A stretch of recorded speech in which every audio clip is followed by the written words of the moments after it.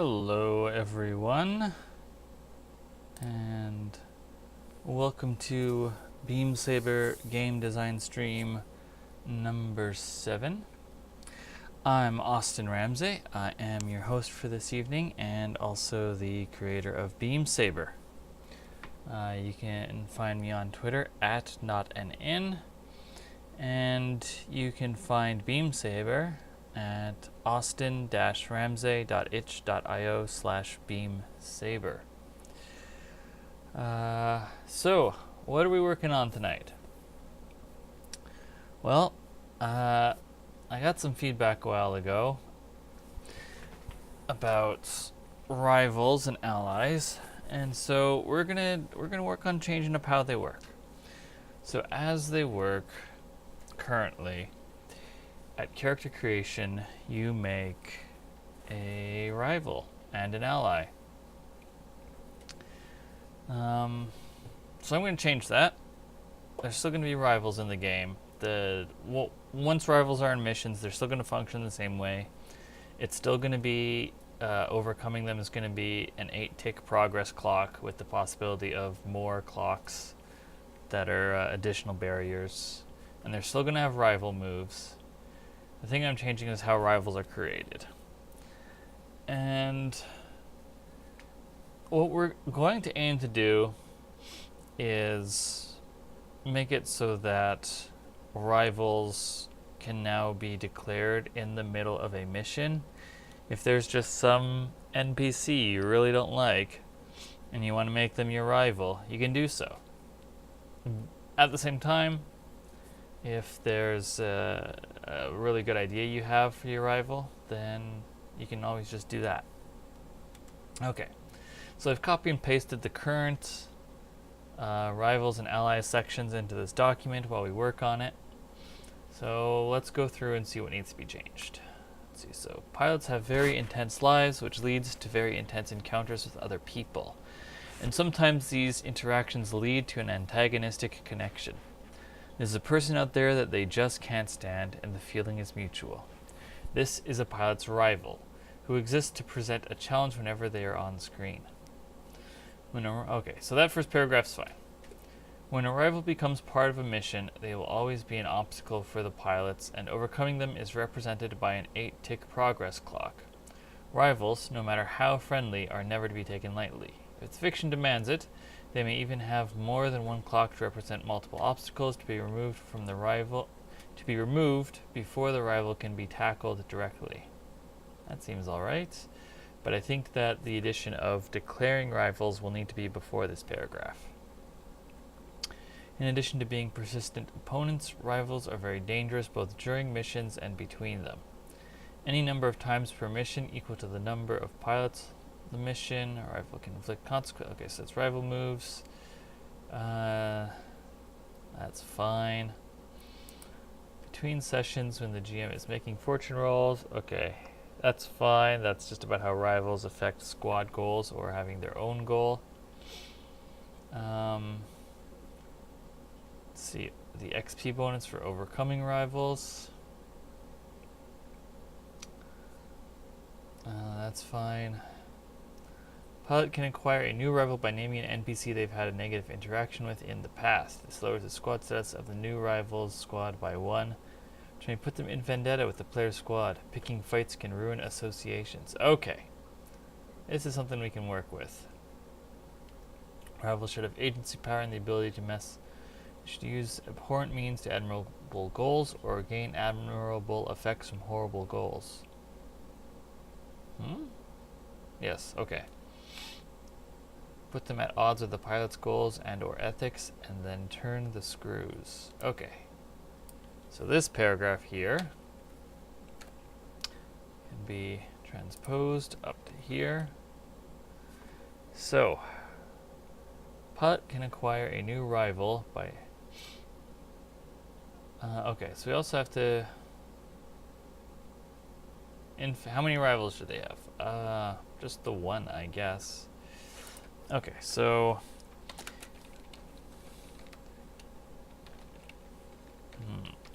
pilot can have one rival at a time. The pilot can acquire a new rival by naming an NPC they've had a negative interaction with. The pilot can acquire a new rival by naming an NPC they've had a negative interaction with in the past. Okay. In the past, the NPC in question, what? There's no. In question can even be present in the current scene. I've had a negative interaction with. Okay, so I'm going to get rid of with in the past. Just, that's unnecessary. The pilot can acquire a new rival by naming an NPC they've... I don't want to word this. Acquire a new rival by naming an NPC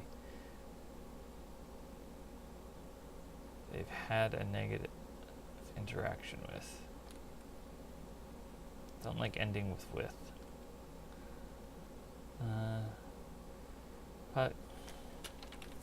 Put that there for now.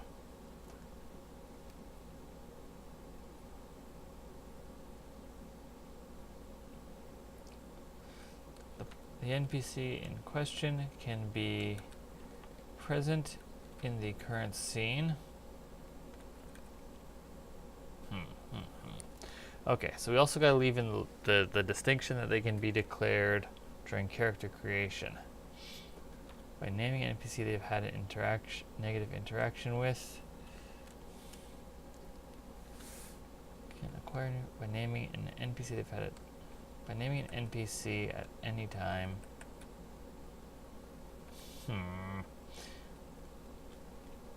Naming an NPC.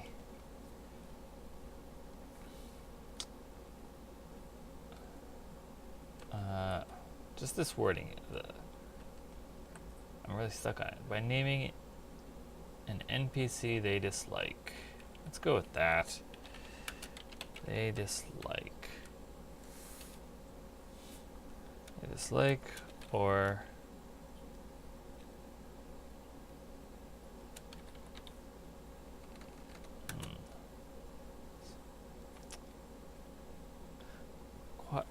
it should be leaning more into the narrative side, like the narrative potential. The pilot can acquire a new rival by naming an NPC. They are by naming an NPC they are interested in clashing with in the future.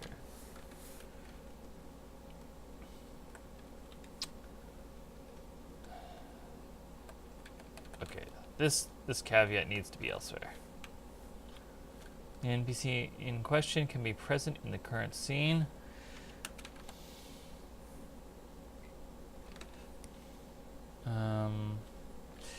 Declared during pilot creation or at any time.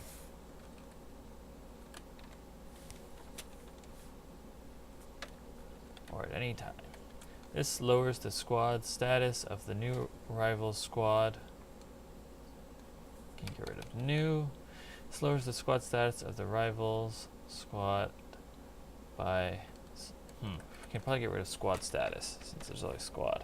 This lowers the status of the rival squad by 1, which may put them in vendetta with the players.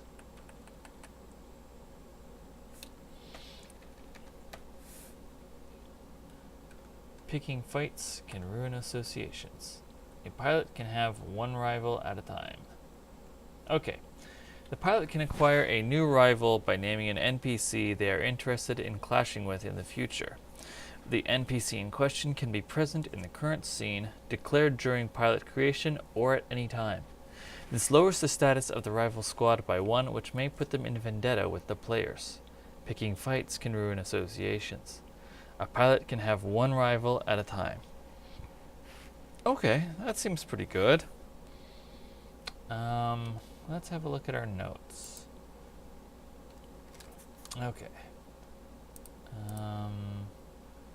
Rival connection clocks. Have beliefs about rivals. When it fills, ask a question.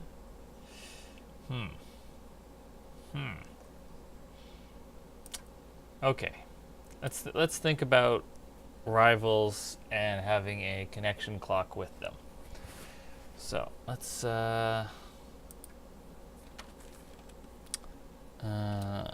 rival connection clock thoughts. Okay, so let's see, pros, cons.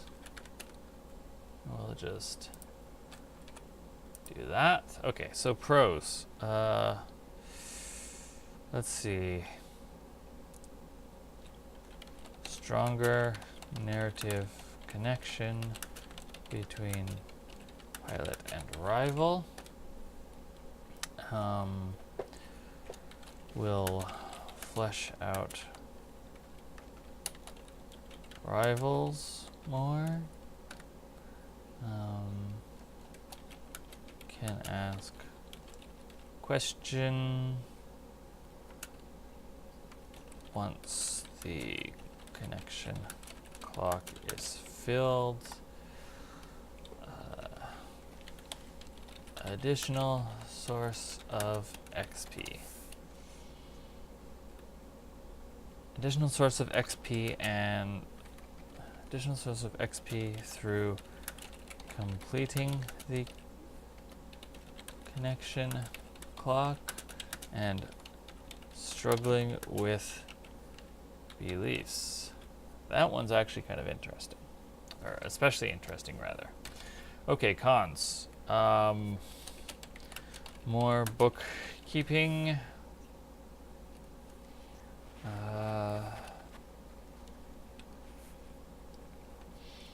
Let's see. Not every. Let's see. Will every rival get a chance to be this fleshed out on screen?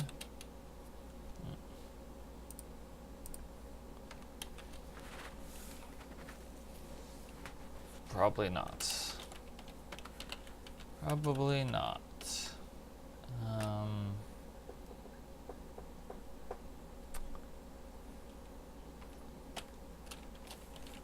Let's gonna put this here for stuff that I'm not sure if it's a pro or a con. Rivals might get killed, removed before the connection clock resolves.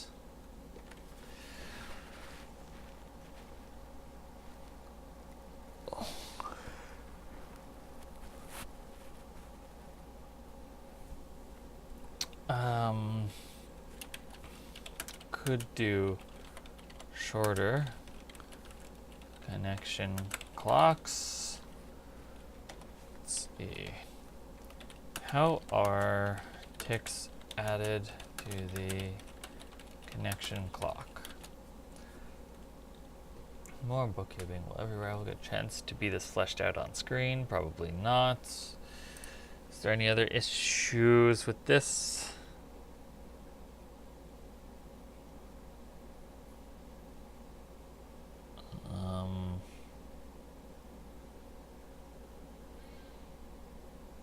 Let's check my notes. See if there's anything about it.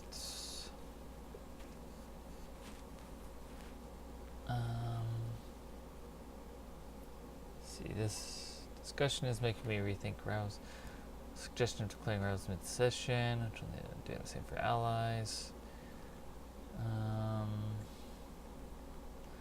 Include caveat for rivals that they can be declared at any time. They don't need to be on screen, even as character, even as their release character creation. Declaring a rival gives that NPC narrative significance. Ah, okay. I need to make sure that that's clear. Rival becomes part of a mission.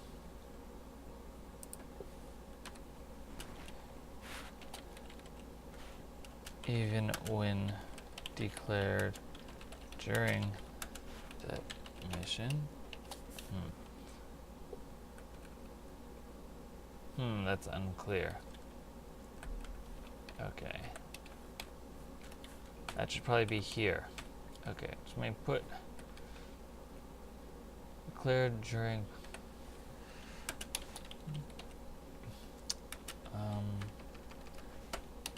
once the rival is established, they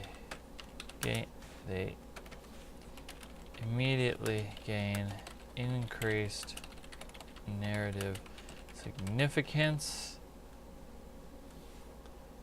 as well as all of the mechanical benefits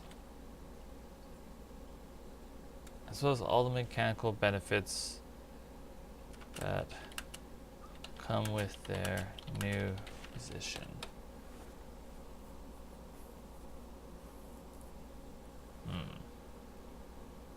This is maybe not the best place to put this.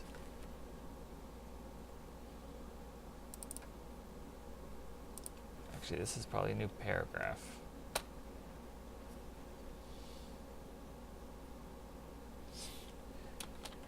Declaring a rival lowers the status of the rival's squad by 1, which may put them can have one rival at a time.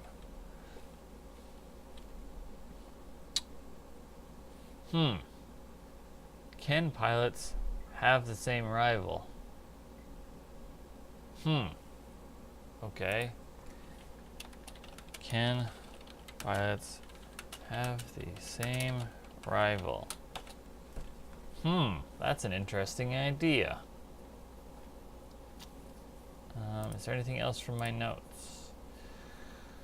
Include caveat for rivals that they can be declared at any time. They don't need to be on screen. Okay, declaring rival significance. Killing a rival instantly reduces that squad status by 1. Do I want it?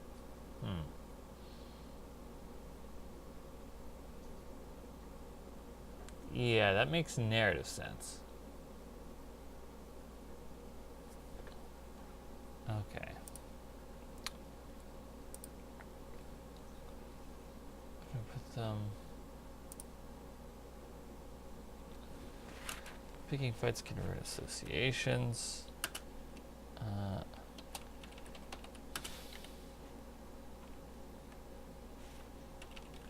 Killing a rival immediately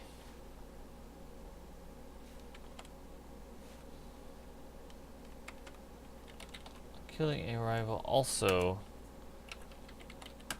Hi, Pteroid. Pteroid says, I mean, there's a kind of a precedent for it in Double Zeta Gundam. Glemmy spends time as a rival to both Judo and the girl whose name I'm blanking on. My name keeps saying it's Fa, but she was from Zeta. Pleu? You might be thinking of Pleu. Or Haman Karn.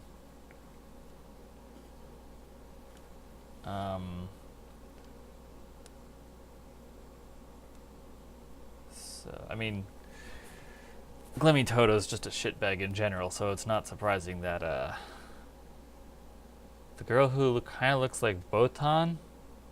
I don't know who Botan is. To Google!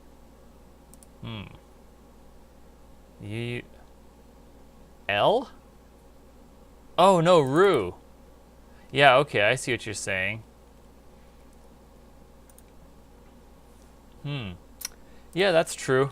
That's true. Yeah. Okay, so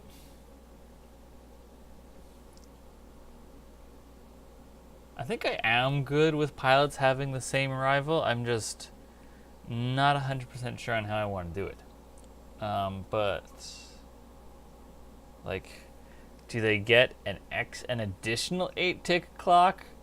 Do they get double the rival moves? Maybe. I don't know. We'll come back to that in a minute. Okay, so killing a rival also lowers their squad's status by 1, as they are an important pillar of the squad's morale. Also lower their squad stats by 1, as they're an important pillar. I don't like saying squads twice in the same sentence. Killing a rival also lowers their squad stats by 1, as an important pillar.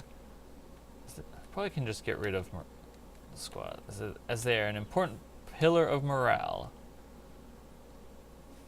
Definitely thinking of like in 0079 when Garma is killed. I mean 0079. I was gonna say Garma, but I mean it's also true of Rambaral.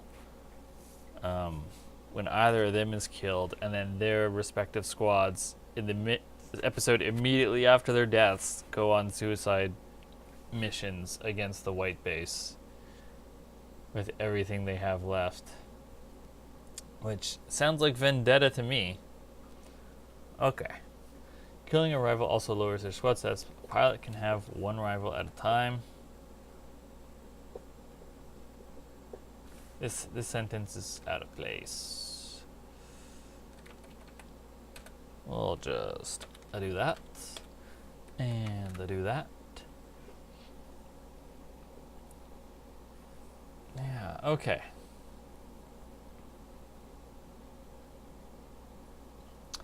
Now what do we, okay, so regardless of the connection clock thought, did I finish looking through this?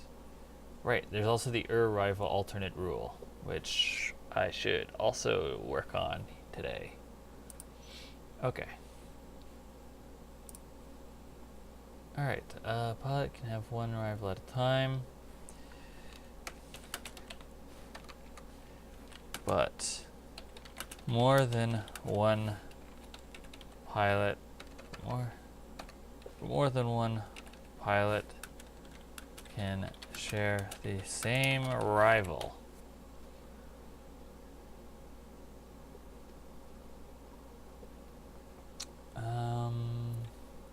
So now I'm gonna have to, okay, so if that's gonna be a rule, I'm gonna have to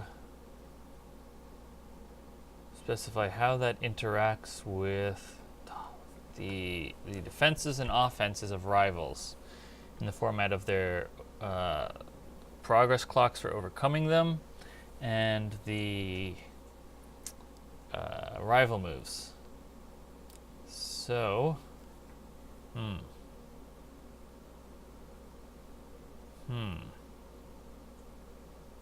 actually, if I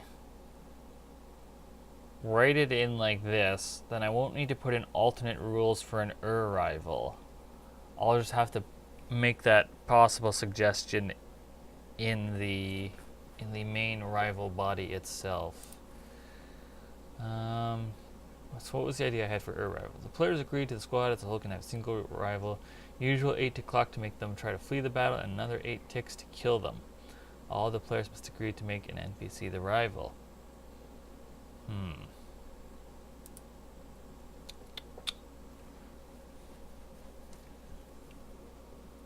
Maybe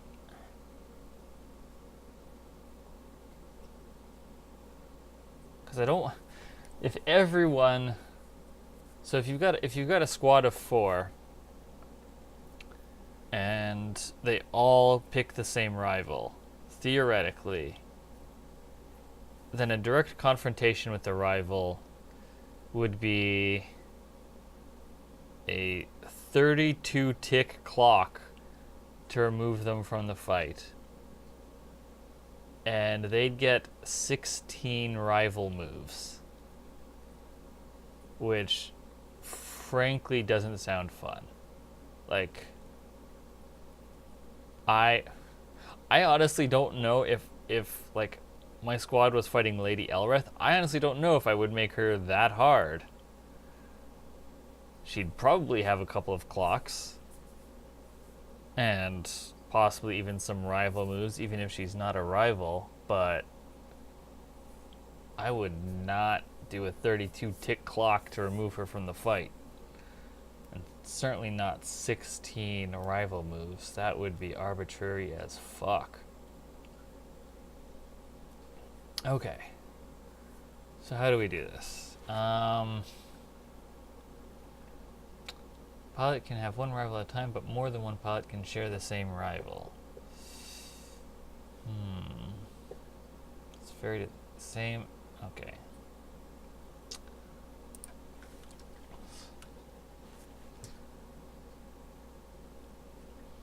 Maybe an additional 4 tick clock per shared pilot. So if 2 pilots share the same rival and the rival shows up, then they will be a 12 tick clock to be removed. And then an additional 2. Can't guarantee that it. Maybe just an extra 1 rival move. Okay. Currently it is 1 rival move per pilot in the squad. So it should probably be it should either be percentage based or a like flat minimum value, because I can't know what the squad sizes are going to be for other people. So question becomes, do I get into percentages and be like, increase the number of rival actions by 50%? Or do I just be like, add 1 additional rival move per pilot that shares them? So if we take our theoretical squad of 4, and all of them have the same rival, and we go with the 4 tick edition and the 50% edition per. Let's get a notepad open. So, all right. 8 tick base and 4 rival move base.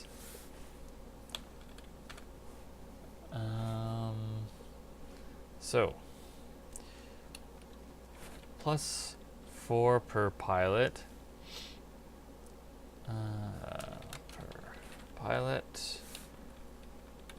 And plus 50% per pilot. 4 pilots versus 1 rival. So 8 base plus 4 per additional pilot. So that's plus 12. So that's a 20 tick clock.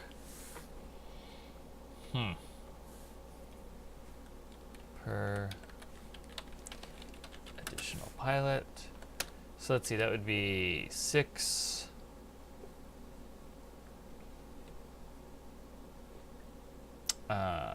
6, 8, 10. 10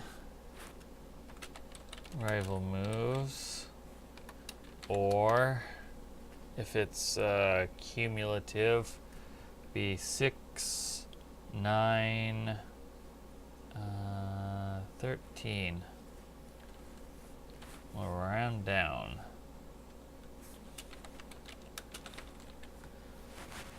Okay, the 13 still seems real bad. Okay, so what about if it's just 10's a bit better? But that's, what is that? That is 2 rival moves per pilot plus 1 per pilot. So let's try this. Additional pilot. So that would be, that's just +3. So that'd be 7 rival moves.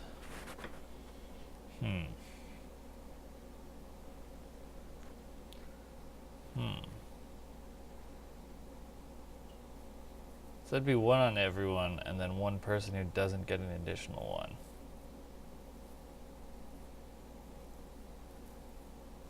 1. What if it's...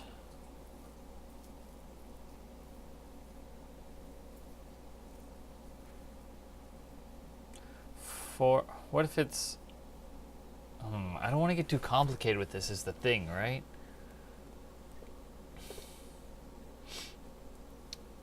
So, yeah, I think it should probably just be +1 per additional pilot. So even if it's 4 pilots in the squad, and only 2 of them share, like, okay, yeah, double Zeta is a good example. Okay, so we've got Judo, L, Ru, and Bicha. And each of them is in a Gundam plus the Yakushiki. Only Ru and Judo have Glemmy as a rival. So, let's see, we could do a 20-tick clock. I mean, Glemmy goes out like a punk in the end, but 20-tick clock. Yeah, I think doing just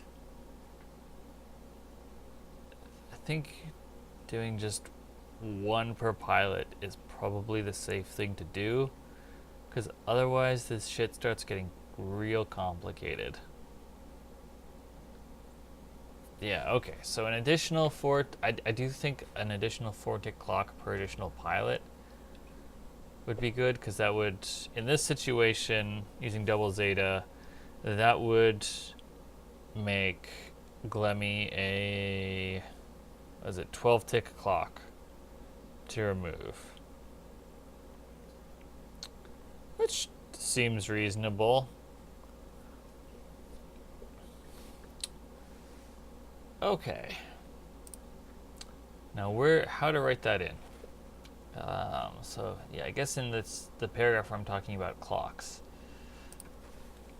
Okay.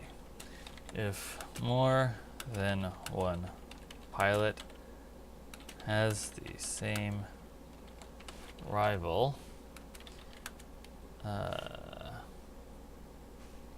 that rival gets an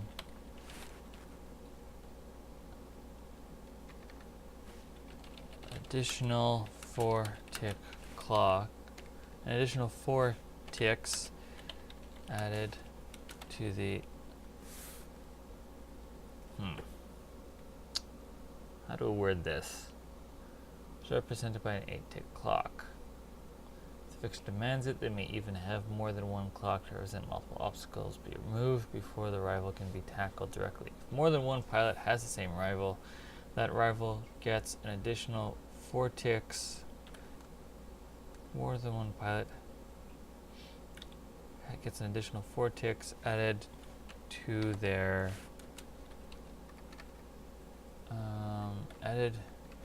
the clock to over. I don't really want to introduce like 20-tick clocks because that's kind of horrifying, so I should just add additional clocks. If more than 1 pilot has the same rival, add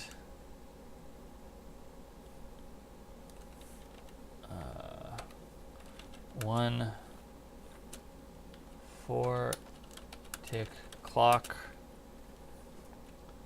to overcome, to defeat the rival, to defeat them. If more than 1 pilot has the same rival, add 1 4-tick clock to defeat them per pilot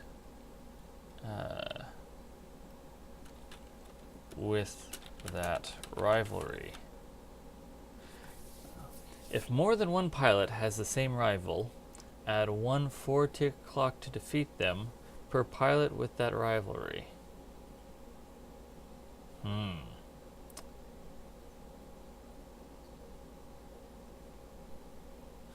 Okay. For example,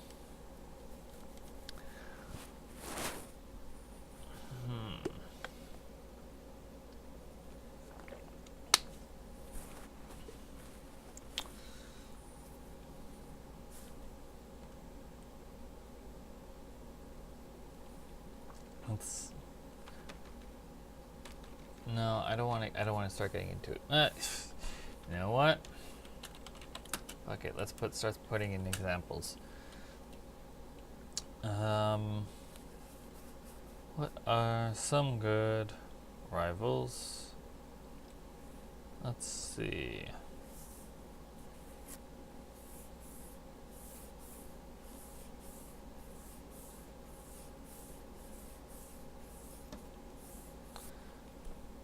Okay. For example, Hannah Copeland is both Pitchfork and Dredge's rival.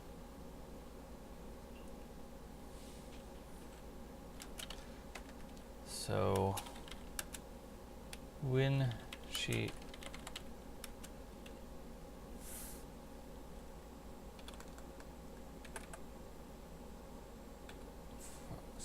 she appears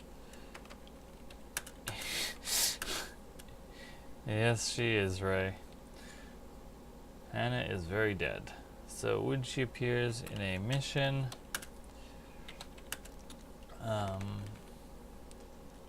the players must fill her 8-tick clock. Let's see. The base rival clock plus she appears in the mission. The players must fill her 8-tick clock plus a 4. Gotta capitalize those ticks. Plus a 4-tick clock. Let's see. 1 additional rivalry.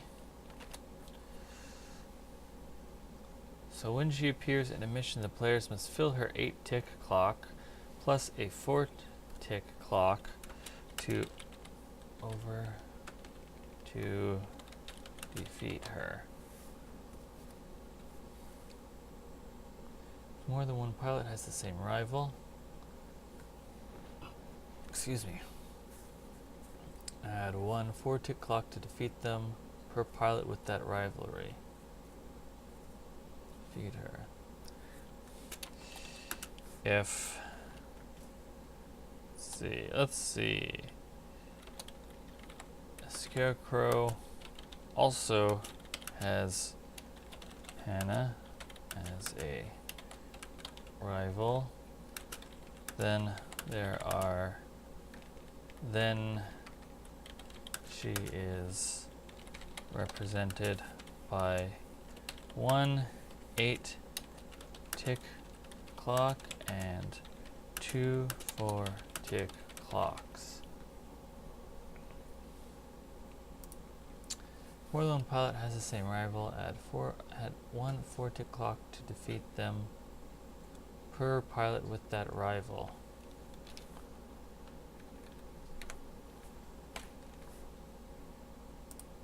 We'll just italicize that. I hope that's sufficiently clear. Y'all in chat, am I making myself understood?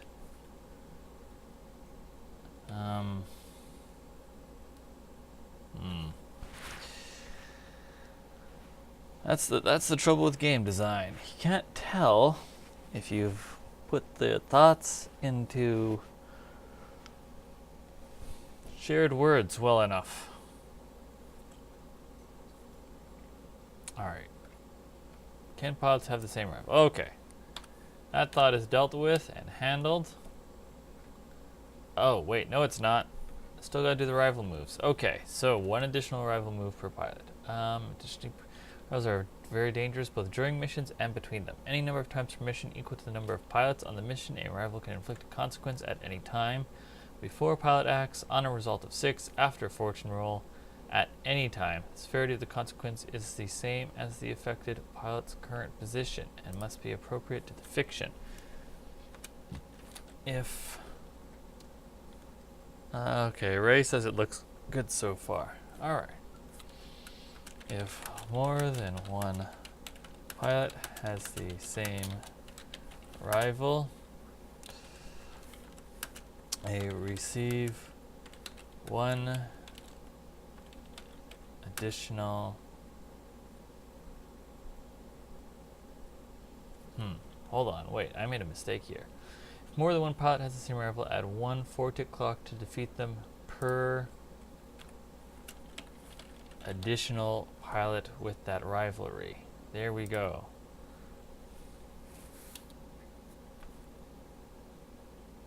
Alright. Otherwise that would look like an 8-tick and 2 4-ticks just off of 2 rivals. Okay. If more than one pilot has the same rival,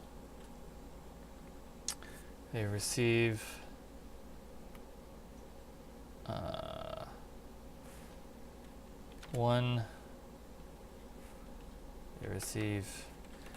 extra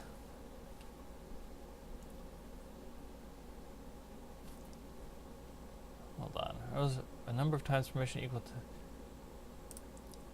a rival can inflict a consequence at any time,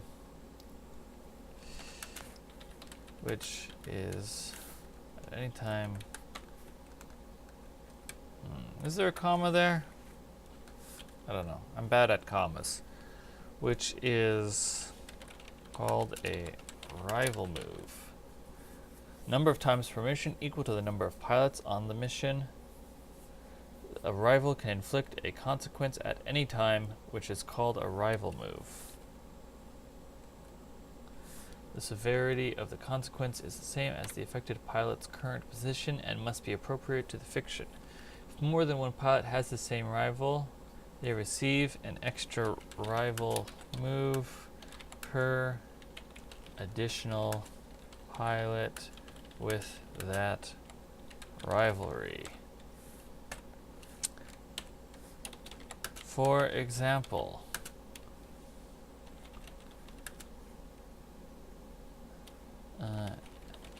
Hannah Copeland gets 4 rival moves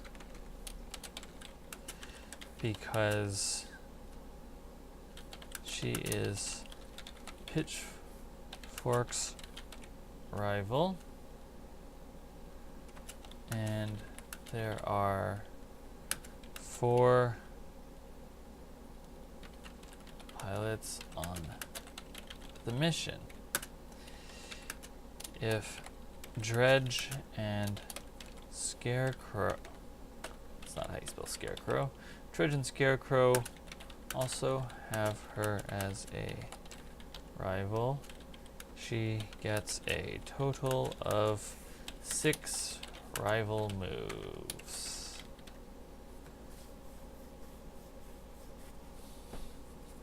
You're not feeling left out, Ray, since I'm not mentioning Tower so far, are you? I'm just using Dredge and Scarecrow since I don't know if Tower interacted with Hannah at all.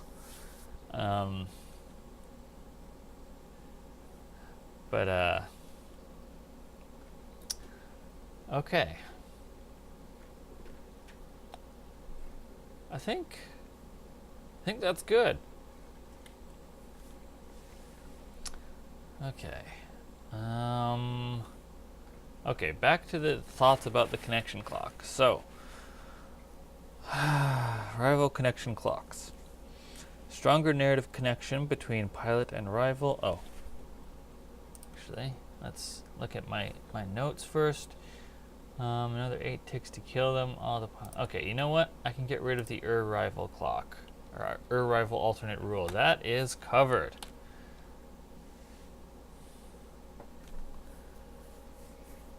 Yeah, I don't think there was any direct interaction with Hannah Copeland either, Ray.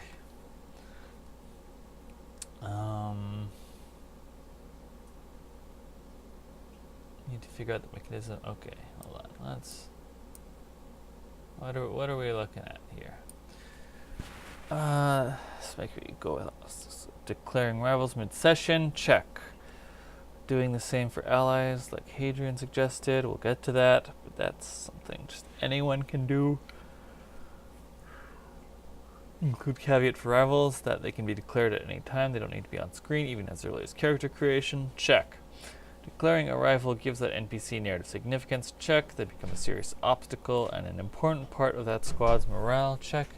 Killing a rival instantly reduces that squad status by 1. Check. A pilot can only have 1 rival at a time. Check. Defeating the rival gives their pilot 1 XP. Killing them gives another 2 XP. I think I currently have it as 1 and 1.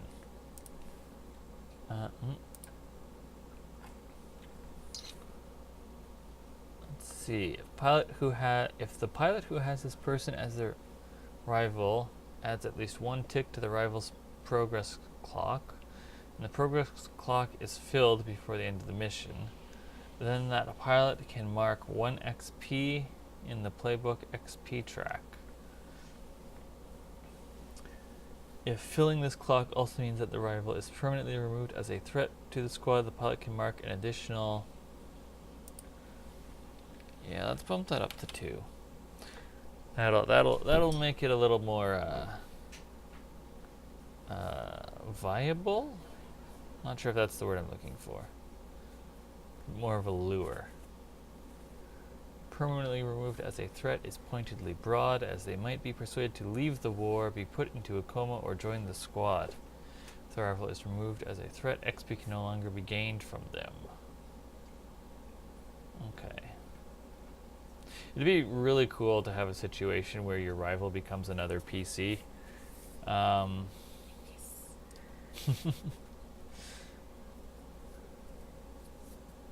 mean, you could kind of describe that that's what happened with the Quattro Bagina in Zeta.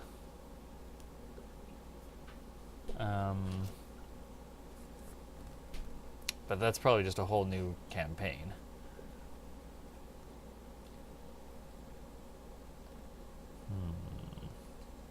Okay, so connection clocks. Stronger narrative connection between pilot and rival. Will flesh out rivals more. Can ask question once the connection clock is filled. Additional source of XP through completing the connection clock and struggling with beliefs. The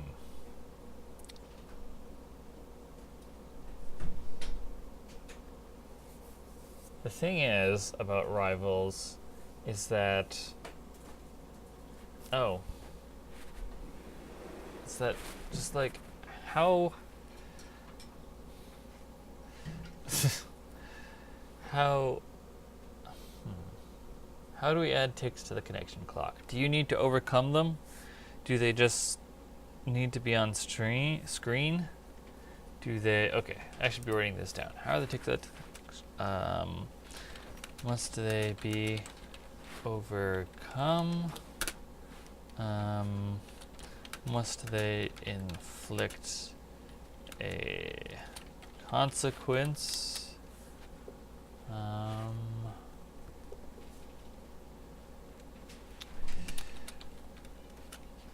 Must 1 tick be added to their clock?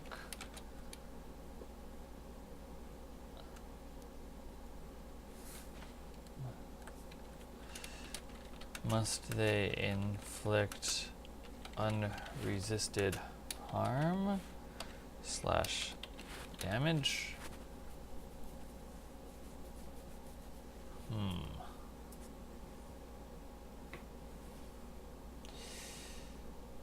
Rivals make it connection clock resolves. Could do shorter connection clocks. More bookkeeping. I think the more bookkeeping is probably okay. Maybe.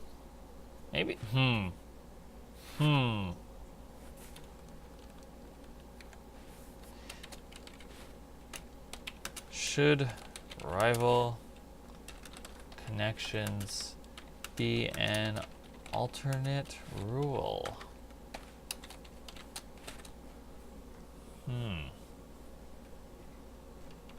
Okay. So let's see. There's space on the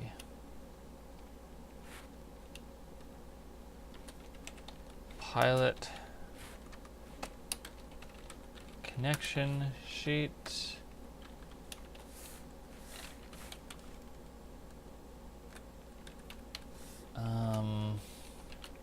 It's hard enough to come up with release as is without trying to do it for an NPC or during a mission. Probably be its own point.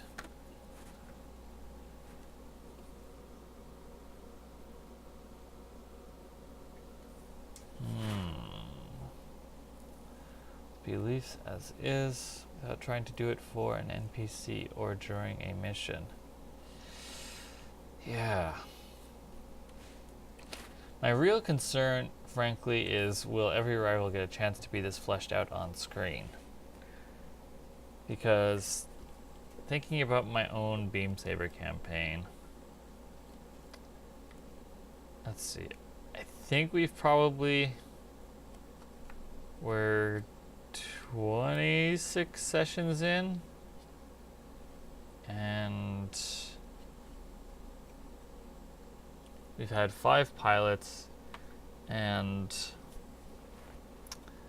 the only one that's been on screen more than once is Tusser.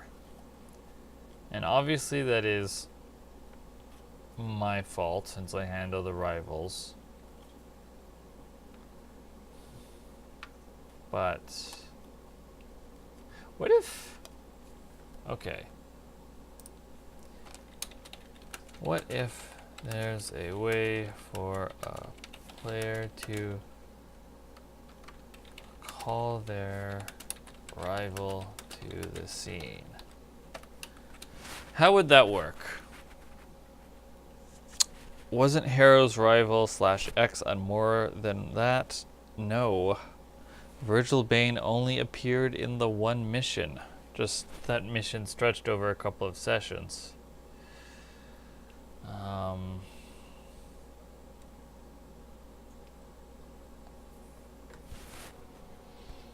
What if there's a way to call their rival to the scene?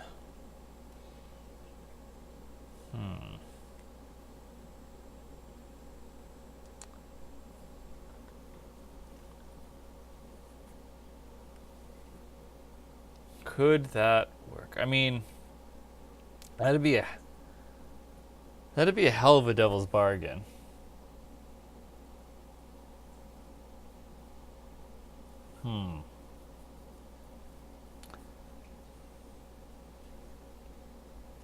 Do I want... Should I make that its own explicit thing?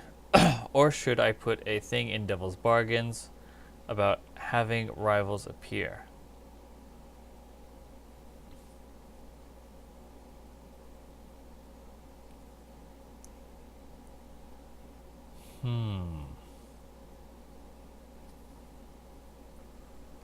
Its own explicit thing or part of the Devil's Bargains thing.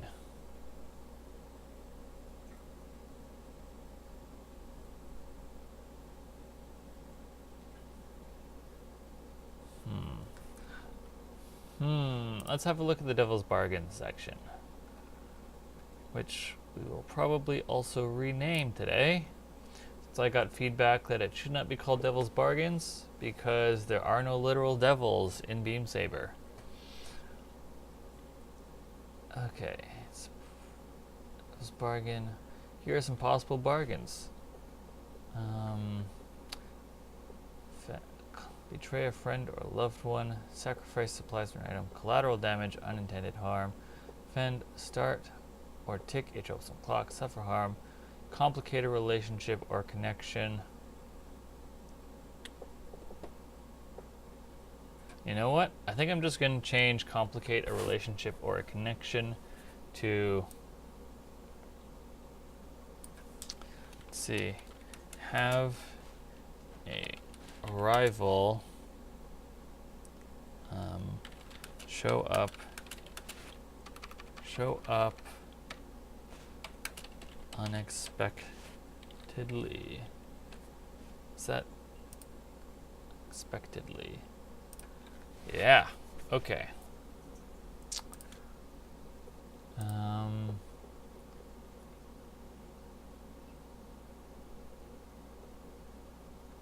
Do I support this? The GM or any player can suggest a Devil's Bargain.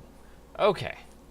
Alright, so it is now in the rules. It's just not the most explicit thing. But I should put that in the change log.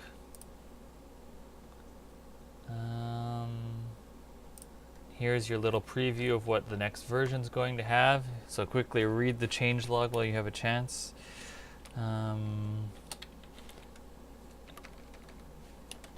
Changed the suggested Devil's Bargains to include a rival shows up unexpectedly.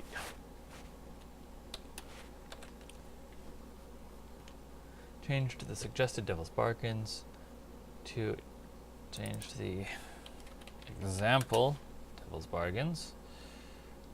Does that say example or does it say suggested? Here are some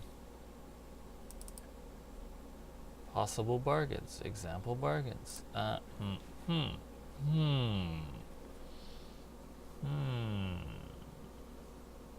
That's probably fine. That wording is fine.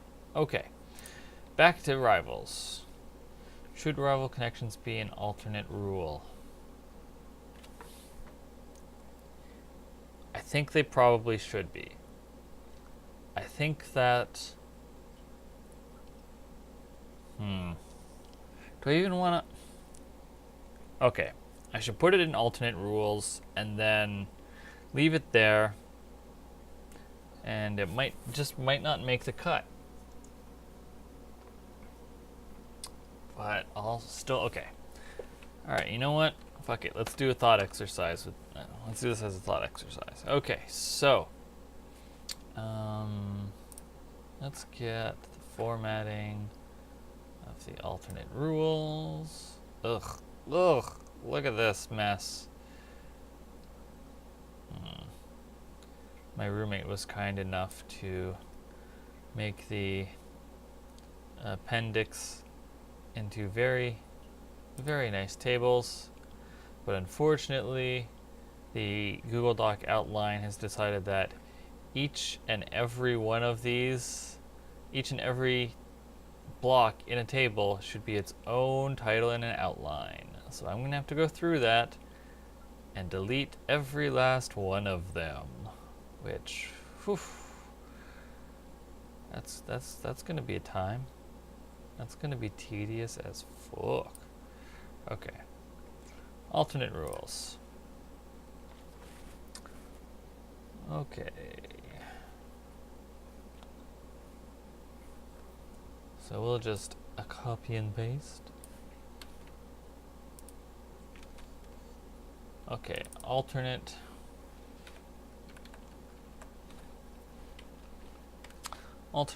rival connection rules. These alternate rules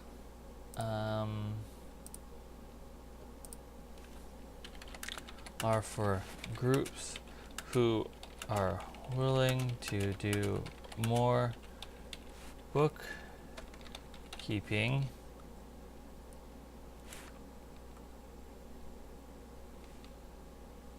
who are interested in more fleshed out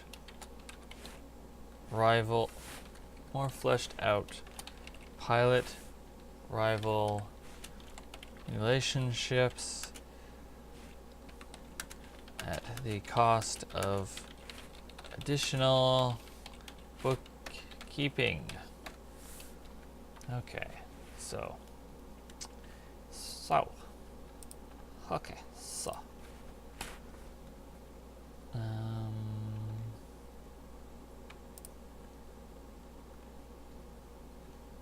let's see. Okay, so what do we need to answer? Need to answer how long are the connection clocks? What happens when they complete? How are they filled? Okay, let's how long are the connection clocks? How are they filled? What happens when they are full?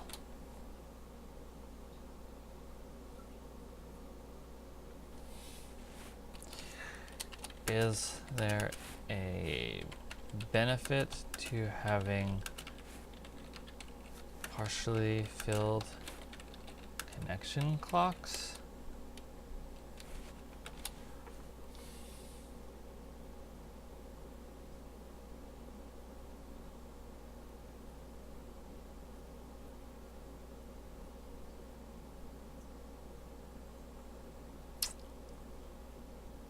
What if it's, okay, potential benefits, plus 1D, or exhaust one fewer quirk when resisting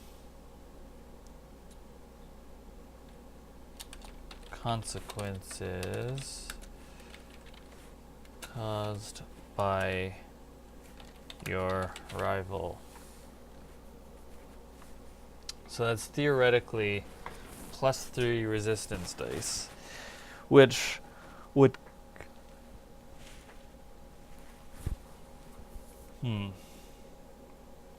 what would that do? That would make rivals like very easy to resist their consequences once you understand them well, which is interesting, but I mean, that's a way that to show pilot growth, because you get the kind of thing where like Amuro is barely holding his own against Char at the start of 0079, and then like when Char shows up again in the middle of the show, Amuro sort of has him well in hand, can just send him on his way. But the problem with that is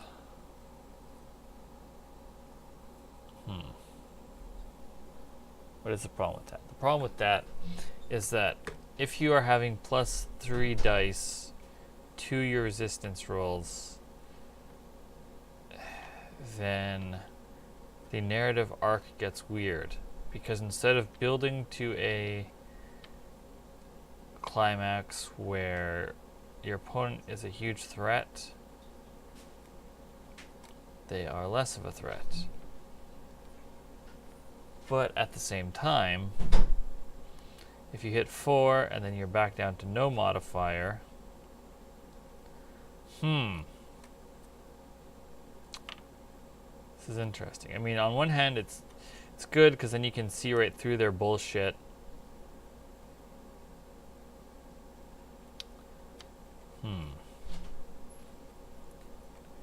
You know what? These are alternate rules, so I think this will be okay.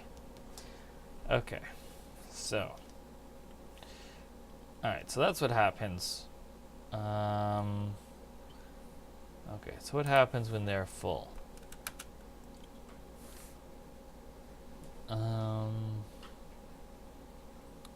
When they are full, the pilot marks XP and resets the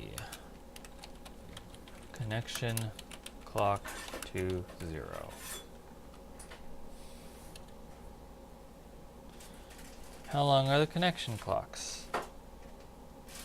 Do I want...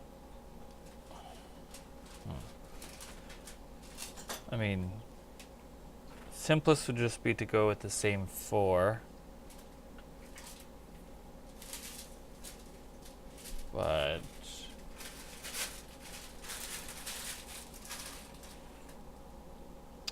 could also do 2. I mean, 4 is the smallest clock, really. I mean, okay, you can have any size, truthfully. But this means that whatever size the clock is, there will be one less than that for the number of beliefs. So if you do a 3-tick clock, then that's only 2 beliefs.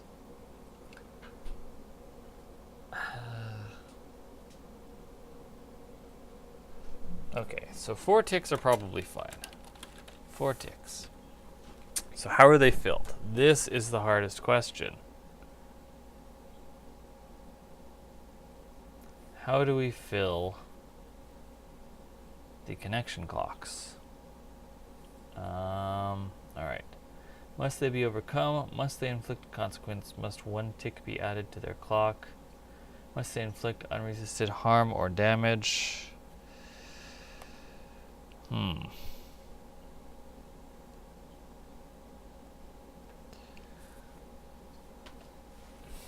Okay. So let's look at each of these. So if they must be overcome, then you can get 1 tick per mission where they show up, which is pretty slow going. Because who knows how often they'll show up. Must they inflict a consequence? If it was per unresisted harm or damage, that could fill up during a mission, necessitating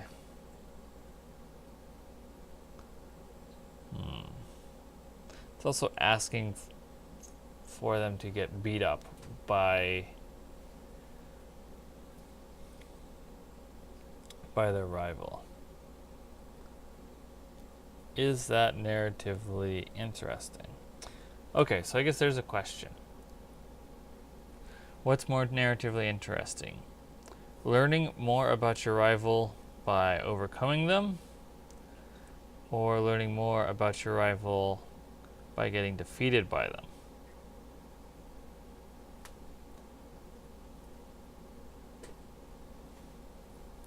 Or just working, effectively working against them?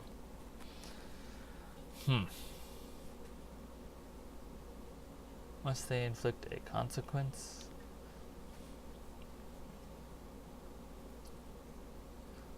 I think maybe once per mission, if a tick is added, once per mission, tick is added, and an unresisted consequence.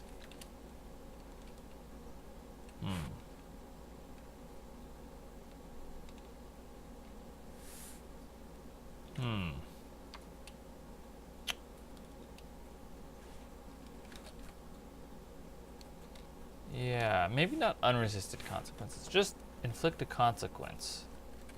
Because then you see the ways in which they're willing to do harm. So that's basically a guaranteed relationship or connection clock tick. Because a rival's gonna show up and do harm. Guaranteed. Must one tick be added to their clock? So 2 ticks.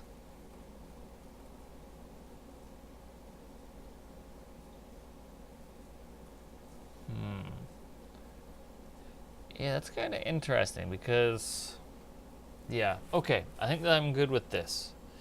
All right, so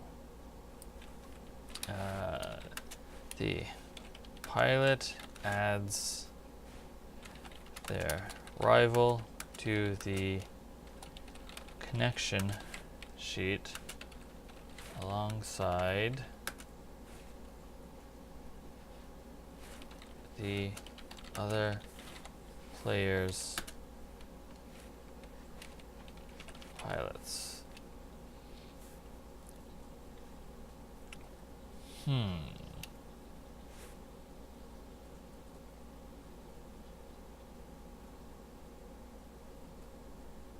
Pilot adds the rival's connection clock sheet alongside the other players' pilots.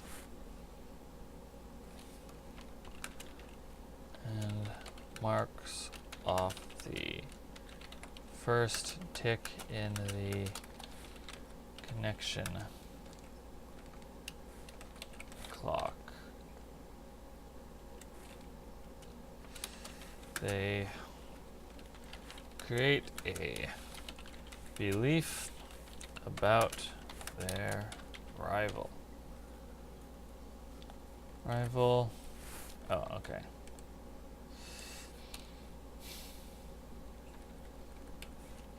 Create a belief. Create 1 belief per tick in the connection clock. Create 1 belief about their rival per tick in the connection clock. Add a new tick to the connection clock when the connection clock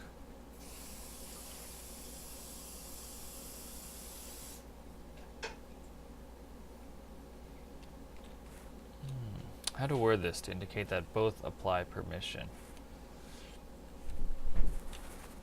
Both having a consequence and also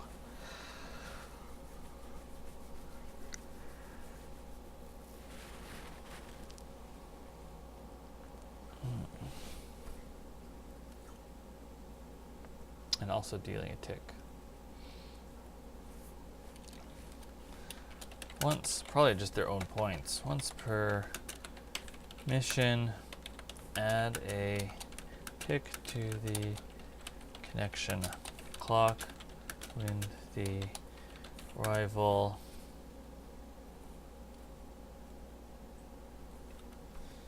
inflicts a consequence on the pilot. Once per mission, add a tick to the connection clock when the pilot adds at least 1 tick to the rival's clock. Maybe I should name the rival progress clock. The rival challenge clock. That's probably good. There'll always be an obstacle. Overcoming this represents by an 8-tick progress clock called the rival challenge clock. If fiction demands it, they may even have more than one clock. If more than one pilot has the same rival, add one 4-tick clock and one 4-tick challenge clock.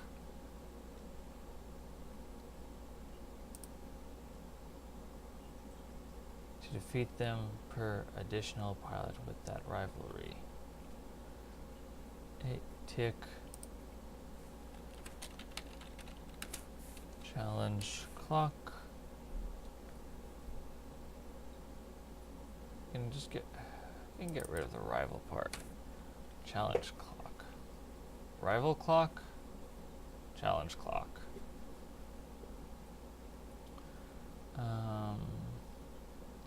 One 8-tick challenge clock and two 4-tick challenge clocks. Okay. Challenge clock. Permission, add a tick to the connection clock when the pilot adds at least one tick. Do I use a term for clocks that you must overcome previously? Because challenge clock is a pretty good term. The outcome, if a challenge is basic enough that it doesn't require a clock, and instead the outcome should be, the effect is limited. Creating clocks is not extremely complex. You know what? I think maybe challenge clock should probably stay as a term for rivals.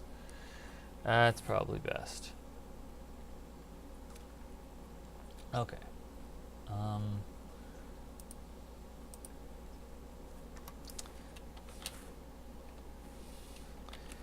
Pilot gets plus 1d to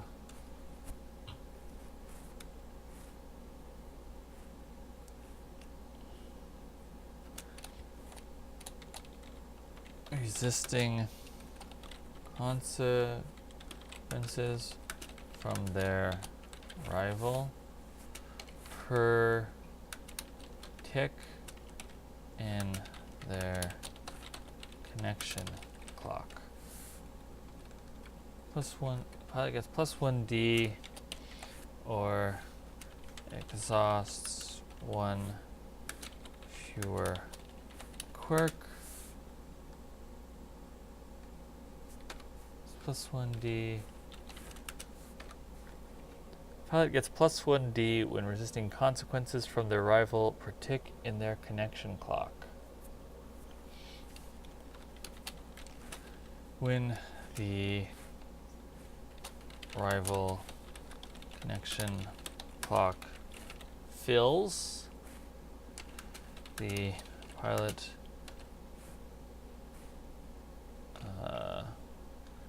adds 1 XP, or pilot takes 1 XP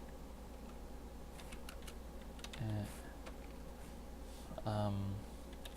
asks a question about one of their beliefs with the rival, which the GM must answer truthfully, and then resets the clock.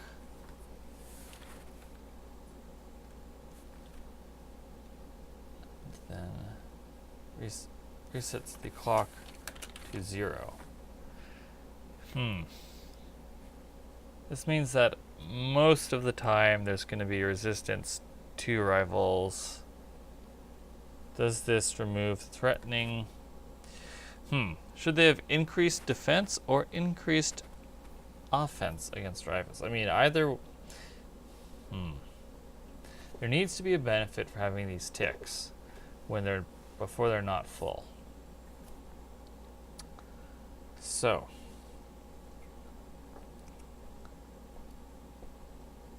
Maybe they just... I was going to say, maybe they just spend one less stress when resisting, but then how does that interact with quirks? If they have... Improved position doesn't work because rivals should be confronted probably on at least risky position. Could do increased effect, but then, like, what's +3 effect? Is that just going from 0 effect to great effect?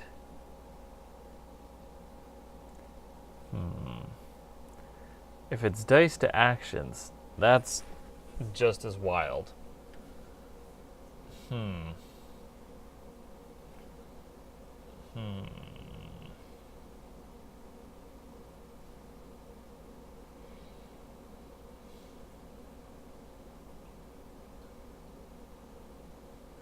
What if it...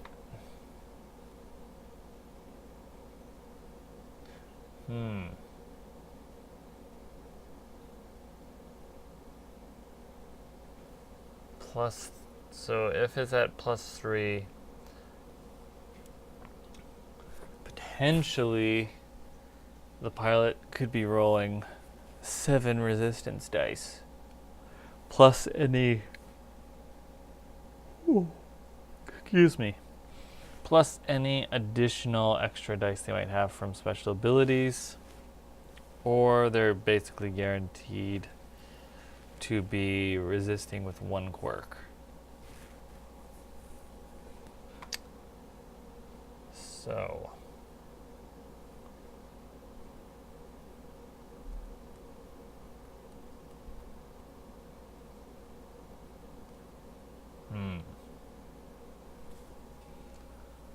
Not sure about this one.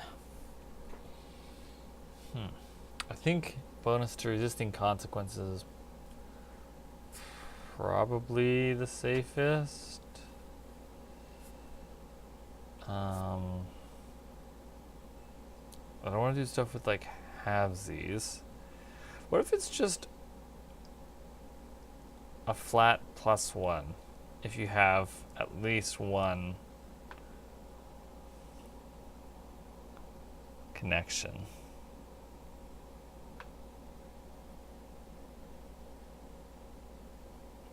Is that enough? Maybe there's just no benefit to having other than the beliefs, which you can struggle with. Yeah, I think that might be it. Okay.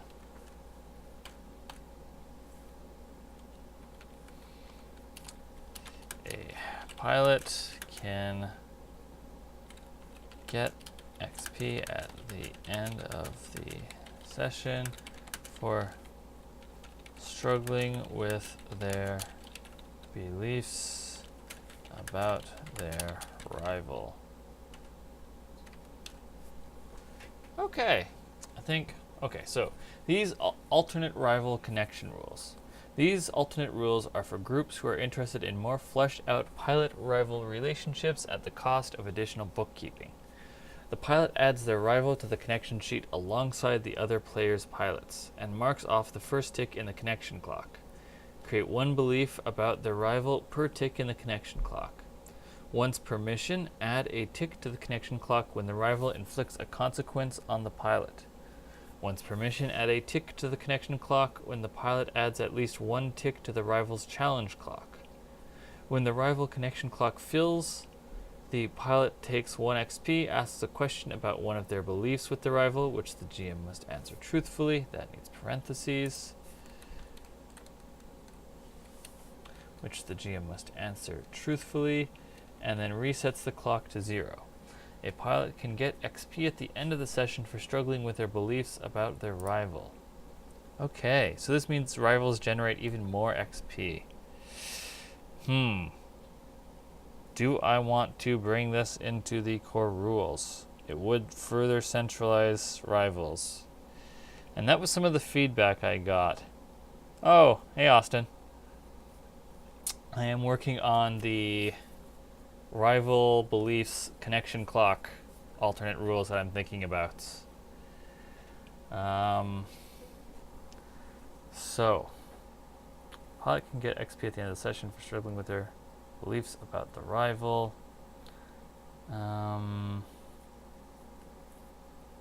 Alright, now, this is like, okay. Create one belief about their rival per tick in the connection clock. That should be between missions. At the least. Should it though? No, it should not, because sometimes people just fucking know what kind of belief they want to have with their rival. And that comes up in the middle of this mission. Okay, so does this become core rules, which would add a lot of bookkeeping, or do I keep this as alternate rival connection rules? Okay, let's look at the pros and cons. Okay, so how long are the connection clocks? How are they filled? Okay, I got all that answered. I can delete that from my notes. Should rival... Okay, this is the big question. Okay, so should rival connections be an alternate rule? What are the pros and cons? Yes, they add extra bookkeeping. Not everyone wants. No, they centralize the relationship. Centralize the pilot-rival relationship.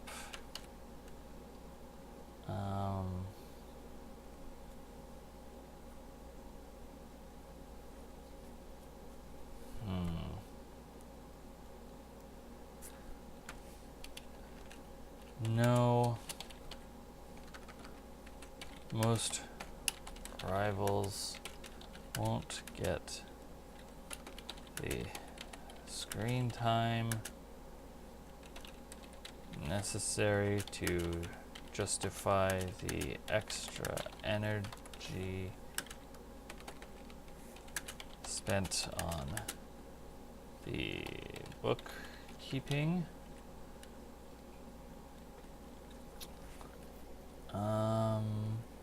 Oh, whoops. Sorry, that should be a yes. Variable connections being alternate. Okay, well, let's tidy this up. Could do shorter connection clocks. I don't think that let's look at it as fleshed out. Alright, get killed or removed before the connection clock resolves. Honestly, that's probably fine. Will every rival get? Probably not. It's hard to come up with beliefs as is without trying to do it for an NPC to make a mission.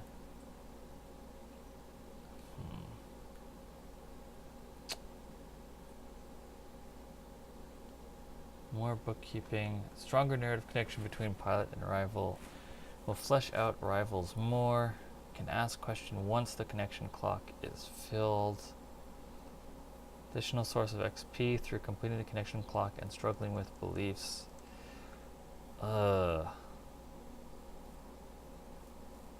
This is tough.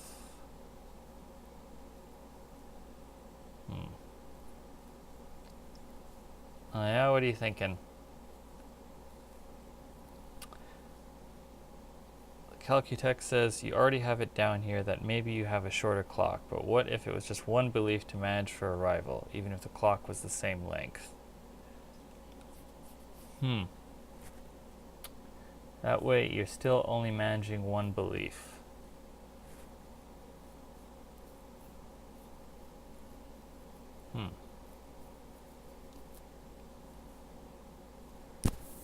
So my thought about that is that, but you still get the great end of clock. Is this true about my rival check? True. My thought about that is that additional beliefs allow for an arc of thought. But yeah, that would drastically reduce the amount of bookkeeping. And there wouldn't be concerns about trying to come up with a belief in the middle of a session because you'd already have the one belief. Yeah, and then maybe just it resets to 1. Okay. All right. I think you sold me on this.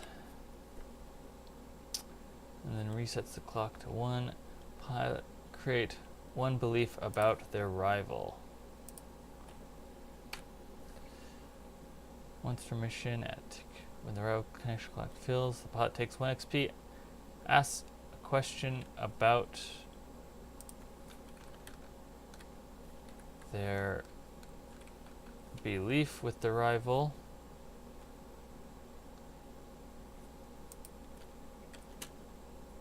When the rival connection clock fills, the pilot takes 1 XP, asks a question about their belief with the rival, which the GM must answer truthfully, and then resets the clock to 1. Okay. Does that make it tidy enough for core rules? These alternate rules are for groups who are interested in more fleshed out pilot-rivalry relationships at the cost of additional bookkeeping. The pilot adds their rival to the connection sheet alongside the other players' pilots and marks off the first tick in the connection clock. Create 1 belief about their rival. Once permission, add a tick to the connection clock when the rival inflicts a consequence on the pilot. Once permission, add a tick to the connection clock when the pilot adds at least 1 tick to the rival's challenge clock. When the rival connection clock fills, the pilot takes 1 XP. Asks a question about their belief with the... Okay. I think this might be tidy enough to put in the core rules.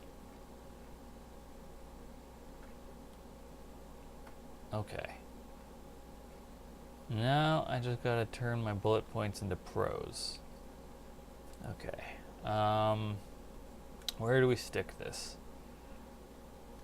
Once the rival is established, they immediately gain increased. A pilot can have 1 rival at a time, but more than 1 pilot can share the same rival.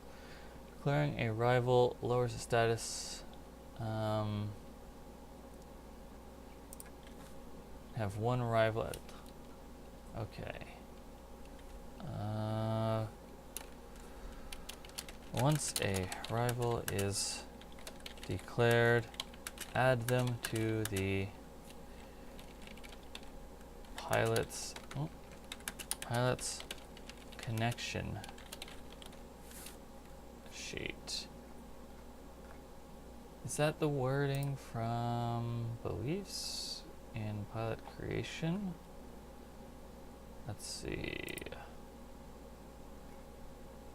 Write the names of each of the other members of your squad on your connection sheet. Okay, good. All right. Once a rival is declared, add them to the pilot's connection sheet. Connection sheet and let's see. Mark. What do I say? Write the names of each of the other members of your squad on your connection sheet and put 1 tick in their connection clock. And mark 1 tick in their connection clock and write 1 belief about them.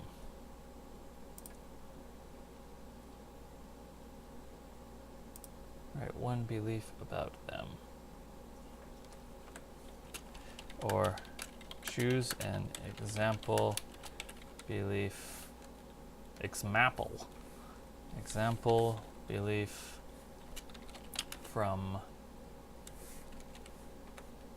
no, I shouldn't say that because all those example beliefs are very... some of them are antagonistic enough, actually. Choose an example belief from your... What is a belief? As an exercise, what is a belief about a rival like?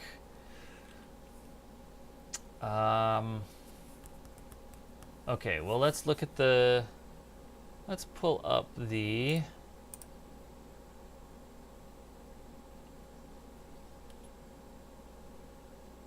let's pull up the Cenotaph squad.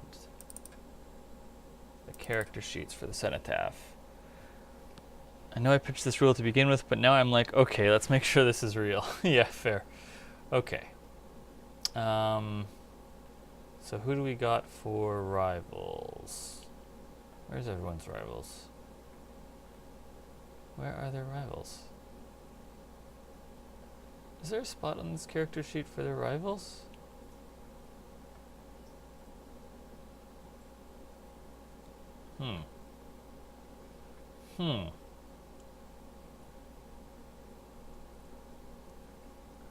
There is not. Okay then. Well then, alright. Back to Notepad. Okay, so what rivals do we have? Tower has Alice Foundation. Dredge has Tusser. Demon had Virgil Bane. Pitchfork had Jason Basil and kind of Hannah Copeland. Well, narratively Hannah Copeland, mechanically Jason Basil. Okay. And then who does Scarecrow have? Other than her own squad. Okay. I cannot remember this guy's name. Shit. He's some kind of investigator.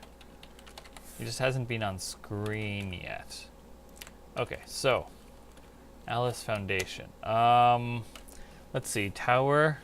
It's too bad that Ray left chat because I could have asked with him for what Tower's belief about Alice would have been.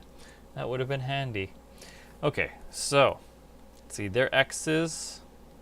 So probably something, maybe something like Alice isn't over me yet. I need to keep my distance. Virgil Bane was also Demon's ex because Demon used him to steal stuff, even if the relationship was real. Okay, so what might be for Virgil Bane? Let's see.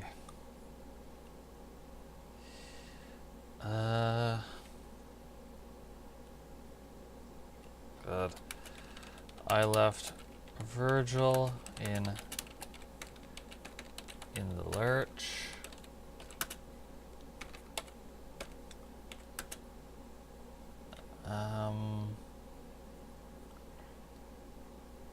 Let's see.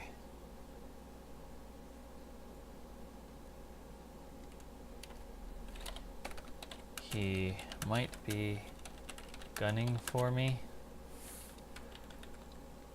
Okay, what about Jason Basil?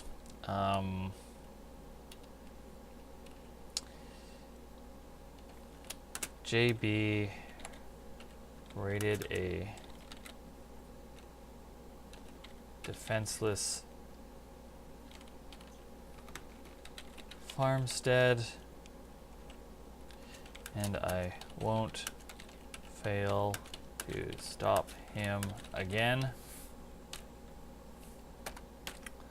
Hannah Copeland, Hannah thinks I'm an ally.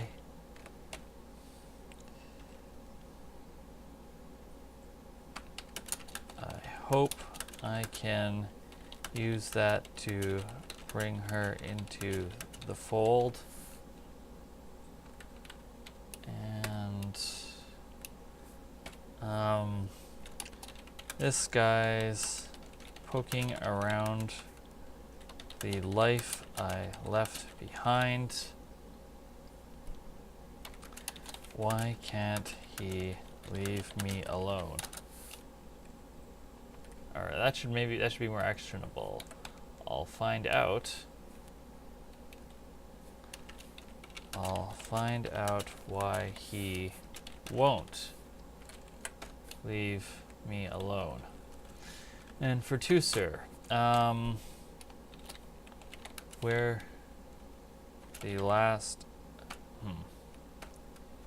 We both survived Diomedes' station, but she killed Jericho in cold blood. She killed Jericho in cold blood. How is it actionable? Let's see. She'd do the same to me. Okay.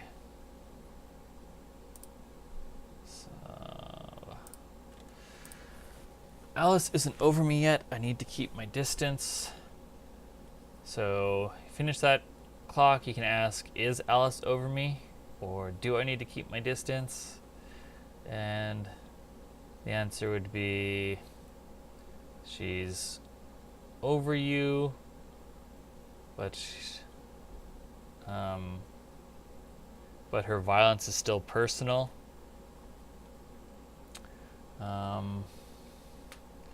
We both survived Diomedes' station, but she killed Jericho in cold blood. She'd do the same to me. So the questions could be, did she kill Jericho? Or would she do the same to me? The answers are yes and yes. Yeah, Deucer's a bad person. I left Virgil in the lurch. He might be gunning for me. I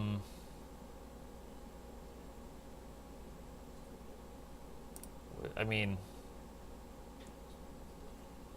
trying to think about where we... In a sense, we actually kind of got this entire, like, arc in one mission. Oh, question. With regular beliefs, are those questions things that you frame seams around in terms of finding out if these are true, if that's the question you ask? I mean, you could. Usually it's framed as part of the cut loose scene that adds the final tick necessary to fill the clock. So then it's sort of like, I should have left up the squad sheets. So, okay. So like, Tower's got 3 relationships with Dredge. Dredge seems lost. I want to help Ko find Core Way before Ko gets us killed. I feel like I can trust Dredge, but I'm not sure how far that trust will get us. I owe Core. I need to repay my debt no matter what. So, if they finished off this last tick in a cut loose scene, they might realize during the cut loose scene where they're hanging out together that the debt is repaid already by asking, are we good? Or can I trust Dredge? And something in the scene tells them that. Yeah. Okay. What was I? Right, I was test firing the rival beliefs. Okay. So, once a rival is declared, add them to the pilot's connection sheet. Mark 1 tick in their connection clock and write 1 belief about them, or choose an example belief from your playbook. Okay, what's the analog moment for when a rival clock fills? What's an analogous moment for a rival clock fills? Oh, we'll get there. I mean, so there's 2 ways to add ticks to the rival clocks, which is when the rival inflicts a consequence or when you deal a tick to the rival's challenge clock. So it would be like, you know, they do something that reveals a truth about their belief. So let's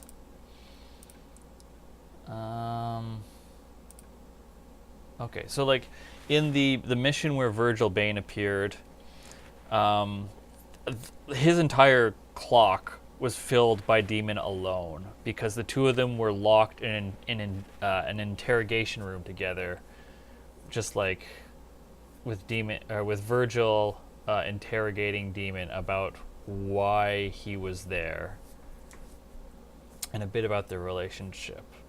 So you could look at that one as like, in the end, we learn that what we learn is that Virgil is, or Demon convinces Virgil. I'm trying to remember what happened exactly.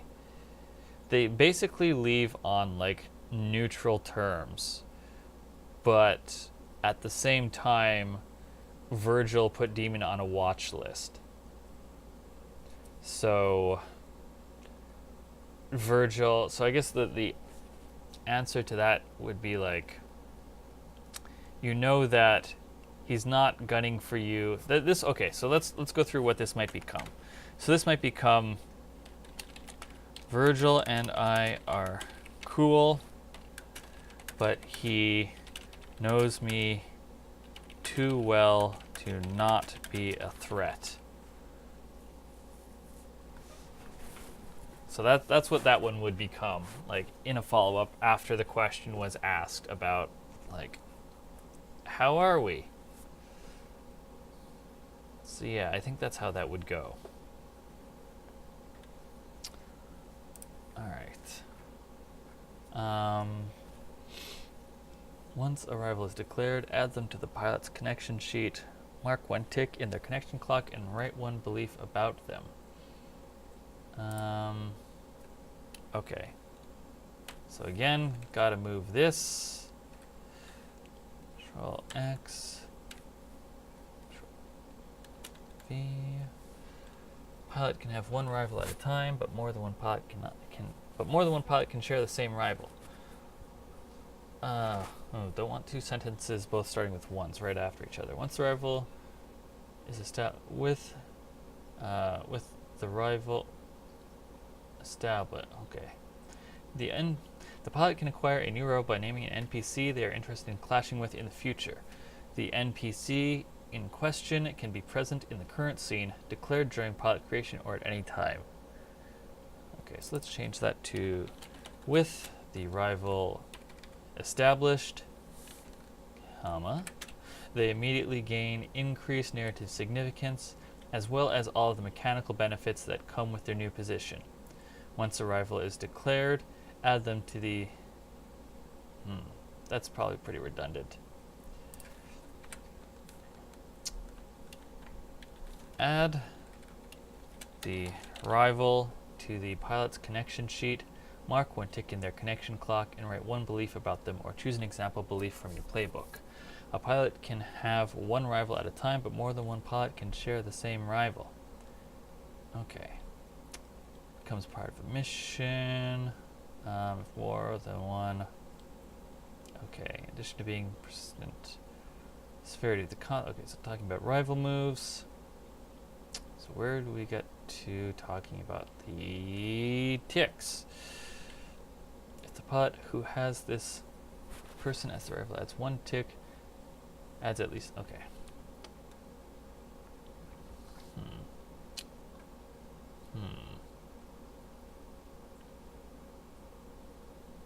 To represent multiple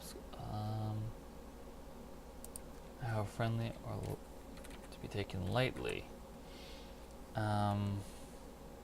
Let's see.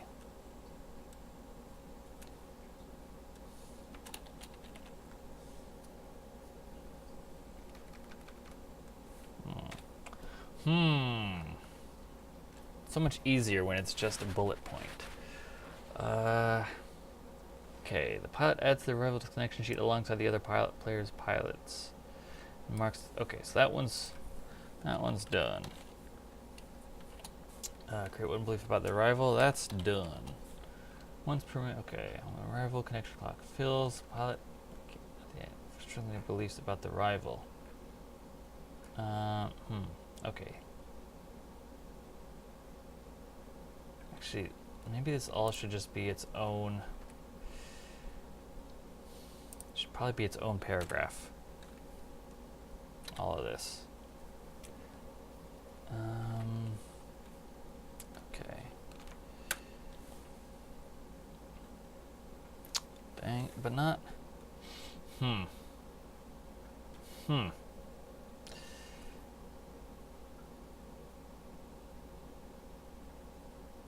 Where that is a good place for that, for setting up the rival. Okay.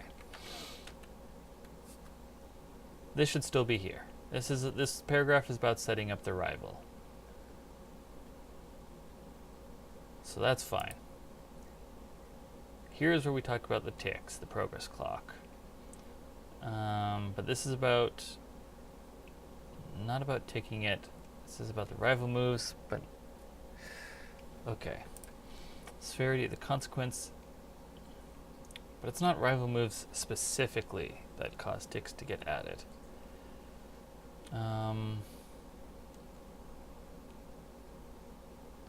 Should probably be around here. The pilot who has this person as the rival adds at least one tick to the rival's progress clock, and the progress challenge clock, and the clock is filled before the end of mission, then that pilot can mark 1 XP in the playbook XP track.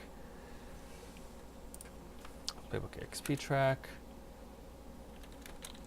as well as adding 1 tick to their rival connection clock.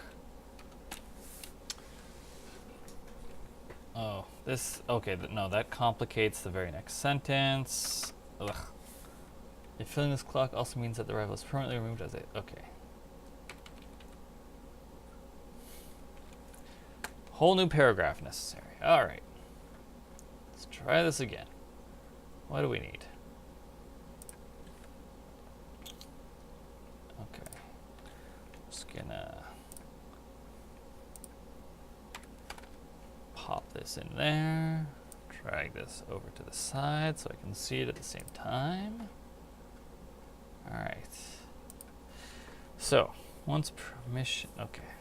When the rival inflicts a consequence on the pilot, once permission, the rival connection clock increases 2 ways.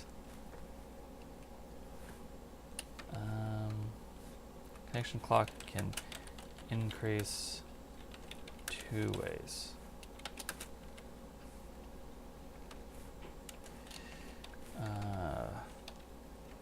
Let's see.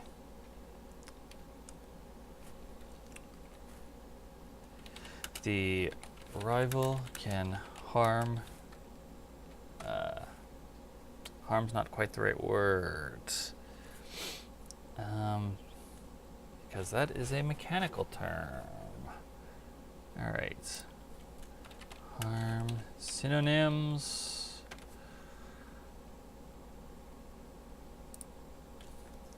Hurt, abuse, damage, disservice, impairment, loss, mischief, misuse, sabotage, vandalism, violence, wrong. Wrong might be good.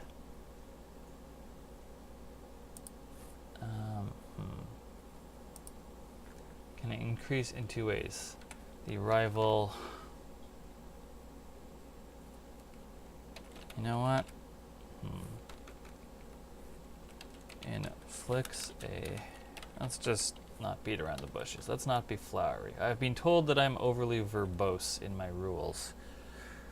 The rival connection clock can increase 2 ways. The rival inflicts a consequence on the pilot, or the pilot adds 1 tick to the rival's challenge clock. Let's see. Each of these can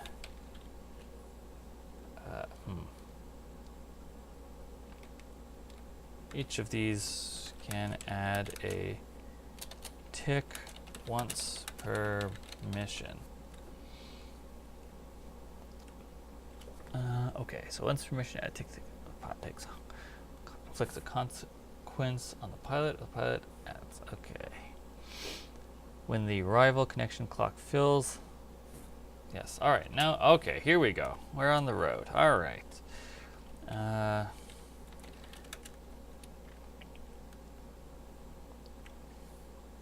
When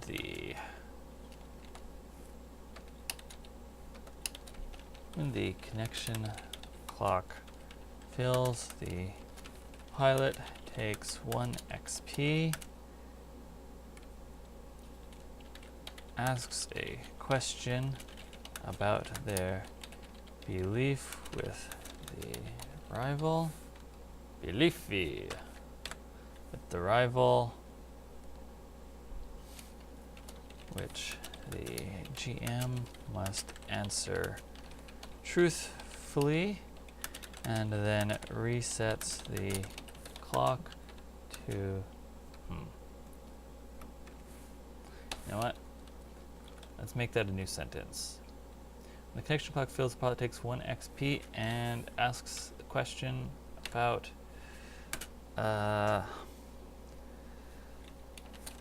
they then reset the connection clock to 1 and write a new belief about their rival.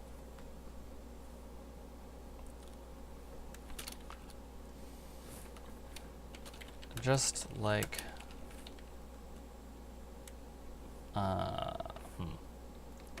you know what? I don't need to directly compare it.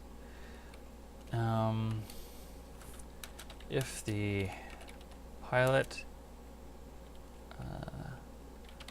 struggles because of their belief with their rival, they can mark XP at the end of the session. I can mark XP at the end of the session. Like I said, don't need to compare it to, okay, normal beliefs. Okay. The rival connection clock can increase 2 ways. The rival inflicts a consequence on the pilot, or the pilot adds 1 tick to the rival's challenge clock. Each of these can add a tick once per mission. When the connection clock fills, the pilot takes 1 XP and asks a question about their belief with the rival, which the GM must answer truthfully. They then reset the connection clock to 1 and write a new belief about their rival. If the pilot struggles because of their belief with their rival, they can mark XP at the end of the session. Okay. I think that's good. I think that is done. Stronger narrative connection between pilot and rival. Check. We'll flesh out rivals more. Check. You can ask questions once the clock is filled. Check. Additional source of XP through completing the connection clock and struggling with police. Check. More bookkeeping. We mitigated that a little bit. There's space on the pilot connection sheet. It's hard enough to come up with beliefs as is without trying. Only need to do 1 belief. So that's mitigated.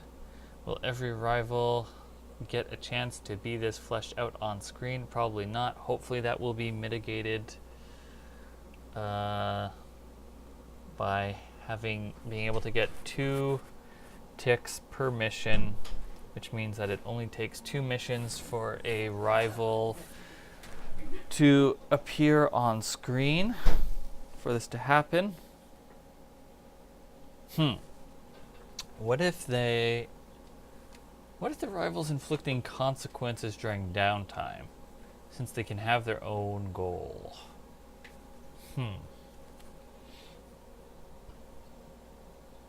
Is that something I need to specify?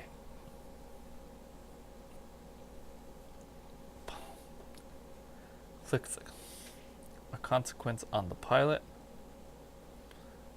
Each of these can add a tick once per mission.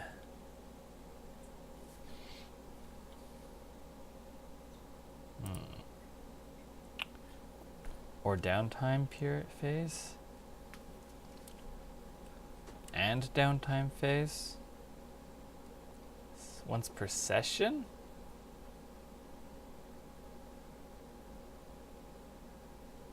Maybe once per session. Because then if a rival is in a mission for an extended period of time, you could ask and answer the question,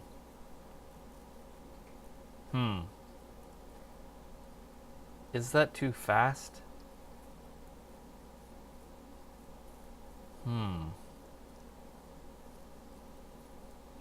What do you mean if a rival is like Ebex? Don't worry about centering counterweight, but I mean, it's one of the touchstones for Beam Saber, so...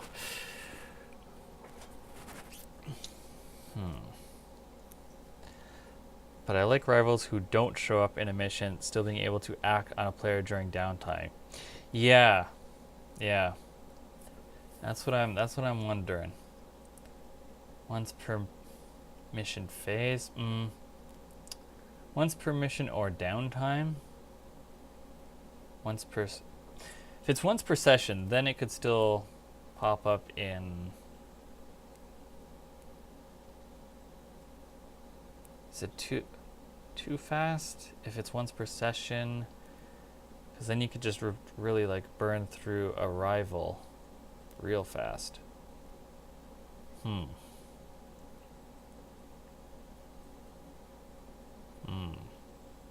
Once per mission. Okay. I'm not going to get anywhere if I'm just repeating the same question to myself. So let's write it down. Okay. Why is this all messed up? What are you doing? .txt. It opens up rivals like Ebex, Paptimus, Sirocco, etc., who aren't necessarily combat characters. Once per session helps a lot for that. True. Yeah, okay. So, once per session helps. Well, here's another thing, is that characters don't necessarily have to be combatants to inflict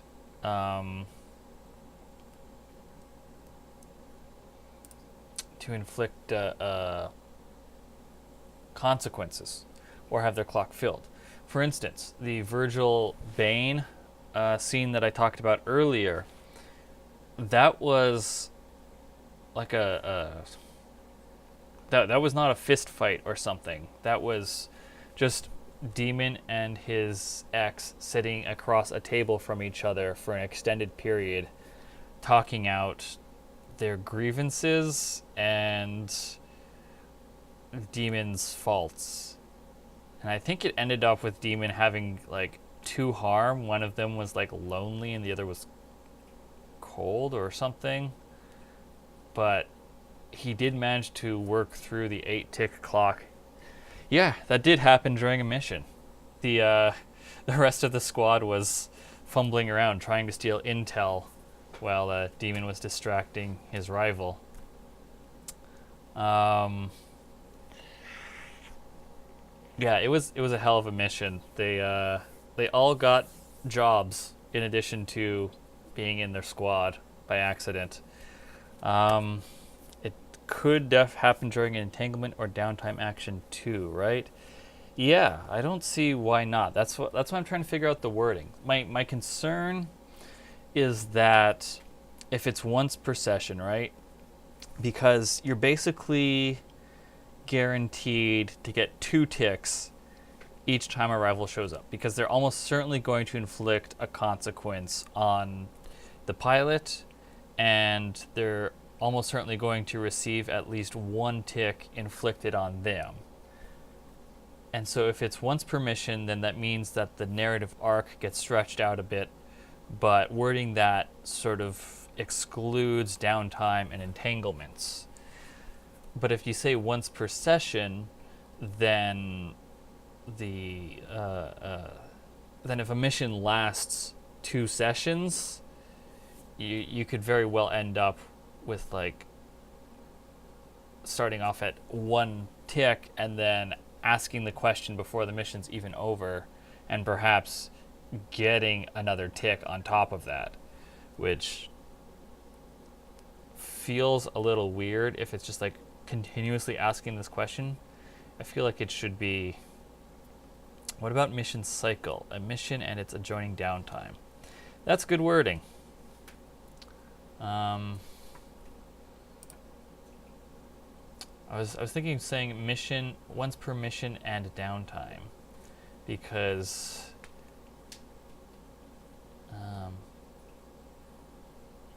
yeah, I think I will go with each of these can add a tick once per mission and downtime, because then that potentially makes it so either they're going to interpret it as a mission cycle, or they're going to interpret it as potentially 2 ticks in mission and potentially 2 ticks during downtime. And frankly, I think I'm good with that. So the only possible exclusion is entanglements in this wording, but I think I'm okay with that. All right. The rival connection clock can increase 2 ways. The rival inflicts a consequence on the pilot, or the pilot adds 1 tick to the rival's challenge clock. Each of these can add a tick once per mission and downtime. When the connection clock fills, the pilot takes 1 XP and asks a question about their belief with the rival, which the GM must answer truthfully. They then reset the connection clock to 1 and write a new belief about the rival. If the pilot struggles because of their belief with their rival, they can mark XP at the end of the session. Yeah. Okay.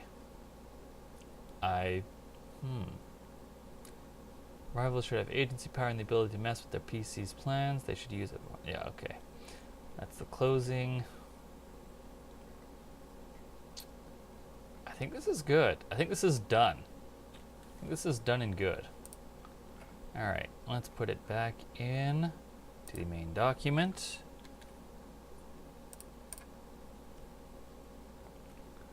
Which needs to reload.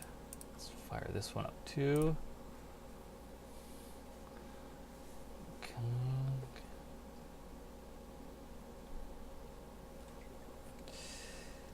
Are you still loading? Yes, you are. It's rivals. Oh. Oh. Oh, okay. Just pop in like that. Alright, rivals. There we go. Okay, so ding and paste.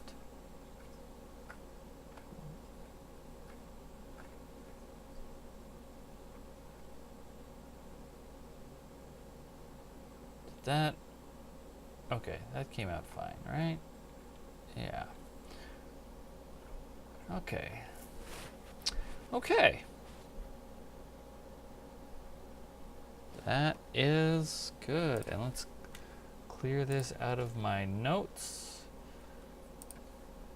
Let's discuss rethinking rivals. Okay. Let's go over this. Rival connection clocks. Have beliefs about rivals. When it fills, ask a question. Check. This discussion is making me rethink rivals and allies. I think I might remove both from pilot creation. Go with Austin's suggestion. I gotta remove them from pilot creation.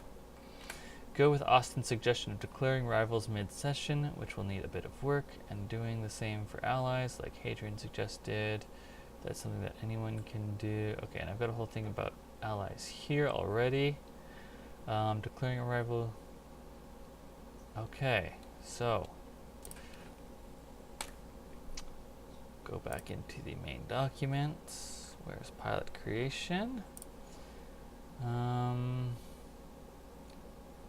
Choose a rival and squad that they belong to. Okay, so I just gotta delete these two. These two little cells. They belong to, yeah. Delete 2 rows. Choose, write your name, pronoun, call sign. Okay. Alright. Okay. Alright, and okay. I got the rival connection clocks. Okay, gotta put that in the change log. Alright, so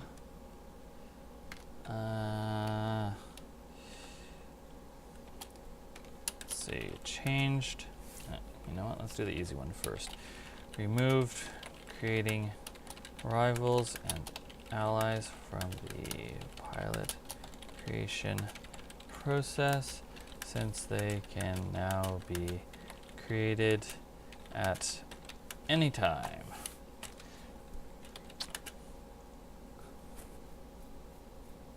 Ooh, there's an interesting thought.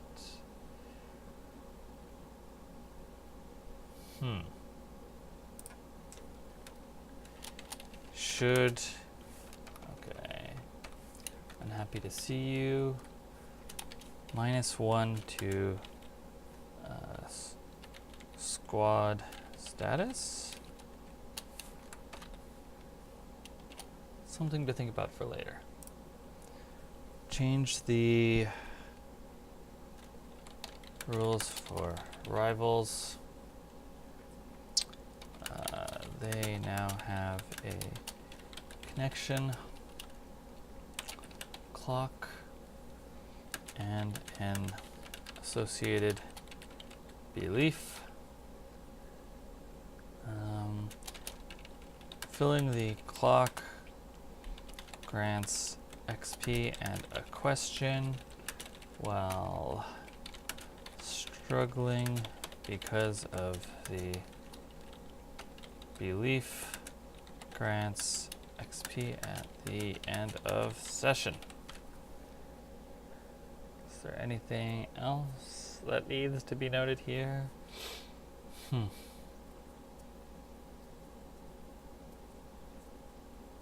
No, I don't think anything else needs to be noted here. That's enough for the change log.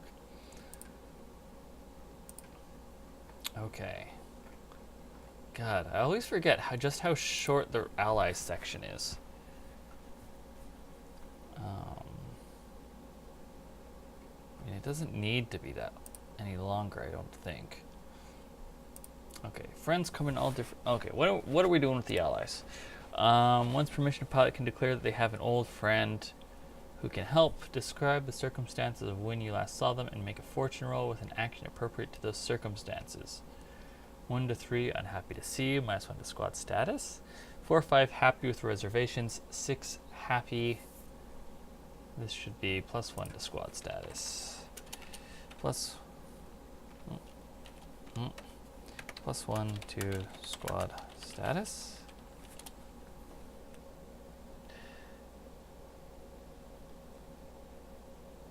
Yeah, I think I like that, because then it makes it gives a reason why you might not just declare allies everywhere, because then if you get a 1 to 3, you could be throwing yourself into vendetta, or at least one step closer to it. Okay, so friends come in all different forms. There are those who are childhood friends, current or former lovers, tied together by blood, and many others. A pilot's ally is not defined by the nature of their connection, but by the fact that the pilot can rely on them? Yeah, we'll leave that wording, even if they're unhappy to see you. If a pilot wants to accomplish something and they don't know how, they should consider whether or not their ally would be able to help them.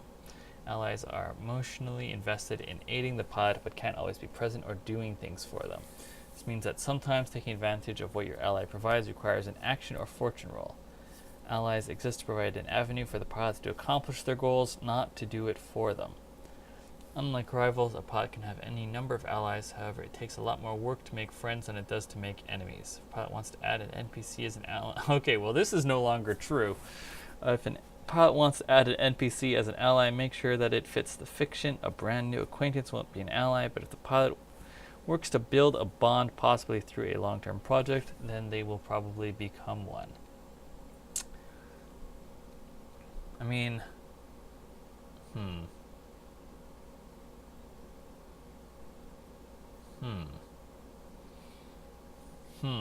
Do I keep that?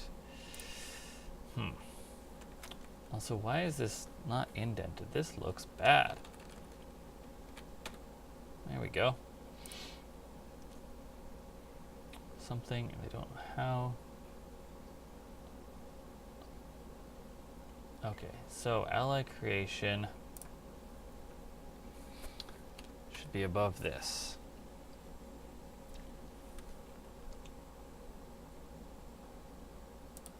Or should it?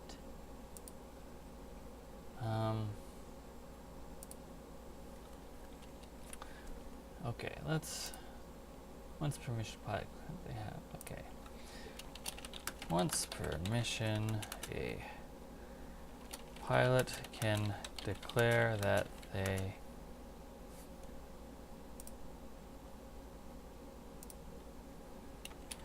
have an old friend who can help. This is Han Solo saying he knows Lando Calrissian.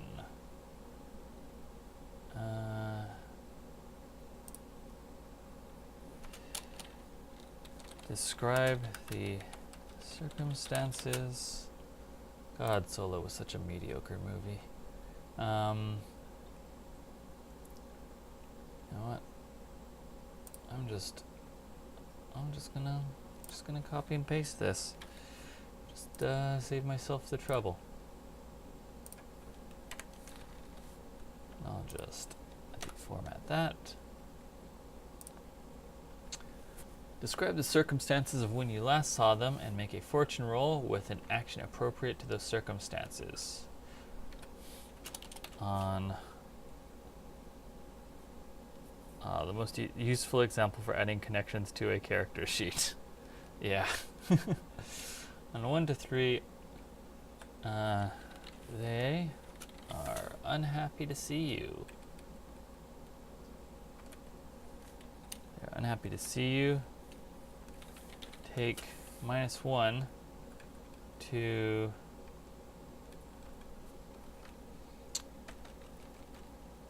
a squad they are associated with.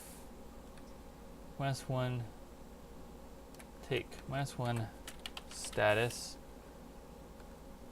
Take -1 status to a squad they are associated with.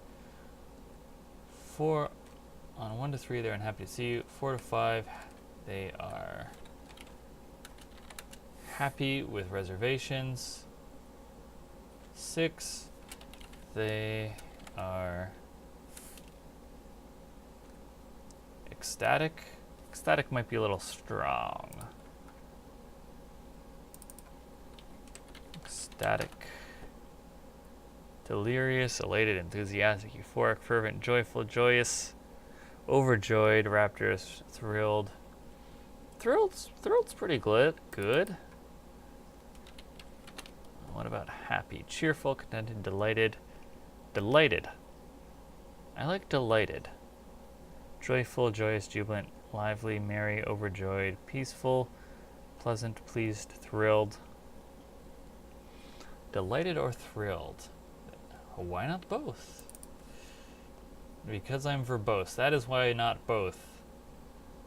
6, they are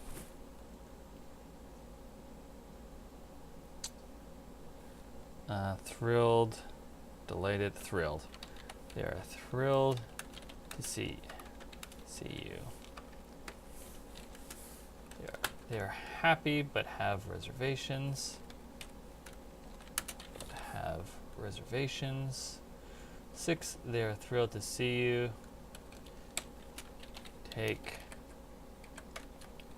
+1 status to a squad they are associated with. Add the ally to your character sheet with a short description. Okay.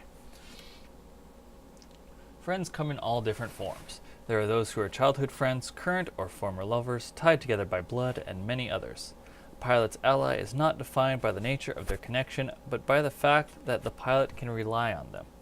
Once per mission, a pilot can declare that they have an old friend who can help. Once per mission, a pilot can declare that they have an old friend who can help.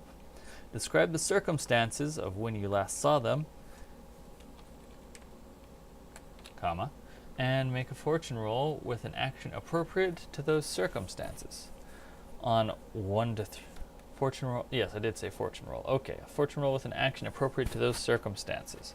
On 1 to 3, they are unhappy to see you. Take -1 status to a squad they are associated with. 4, 5, they are happy but have reservations. 6, they are thrilled to see you. Oh, okay. And on. Okay, I need an on. On 4, 5, they're happy but have reservations. On 6, they are thrilled to see you. Take +1 status to a squad they are associated with. Add the ally to your character sheet with a short description. If a pilot wants to accomplish something and they don't know how, you should consider whether or not their ally would be able to help them. Whether or not an ally would be able to help them. Allies are emotionally invested in aiding the pilot, but can't always be present or doing things for them. This means that sometimes taking advantage of what your ally provides requires an action or fortune roll. Allies exist to provide an avenue for the pilots to accomplish their goals, not to do it for them. Unlike rivals, a pilot can have any number of allies. However, it takes a lot more work to make friends than it does to make enemies. If a pilot wants to add an NPC as an ally, make sure that it fits the fiction. A brand new acquaintance won't be an ally, but if the pilot works on to build a bond, possibly through a long-term project, then they will probably become one.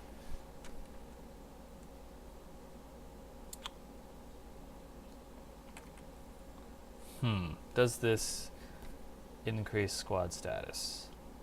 Changing an NPC.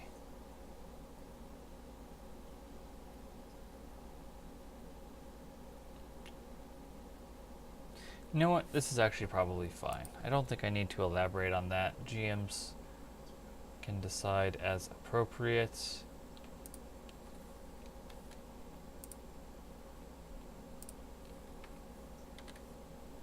Boom.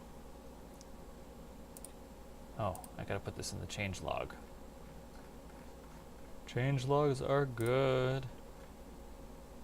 Okay,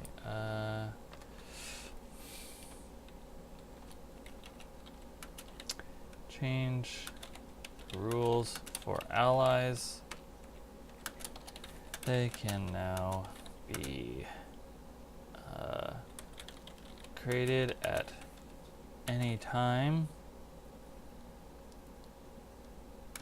by referencing them during a mission. Oh, wow. I just realized that both of these changes open up a whole new avenue for moves. Oh man, okay. Okay, move about bonuses to declaring allies. Move about getting bonuses when you have a certain number of ticks in your rival connection clock.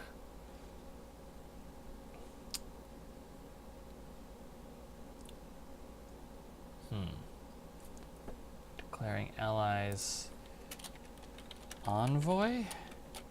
Hero?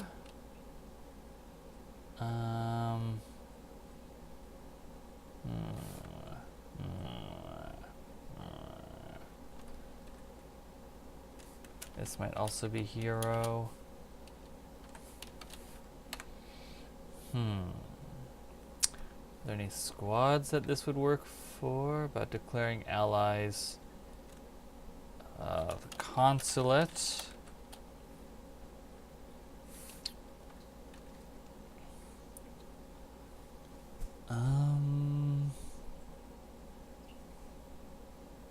This could also just be added to existing moves, potentially, if some of them are underpowered.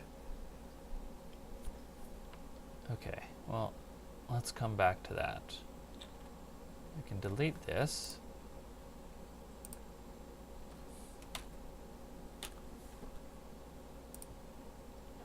They can now be created anytime by referencing them during a mission.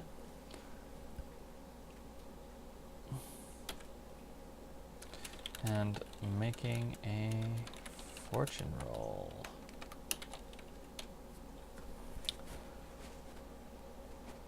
All right.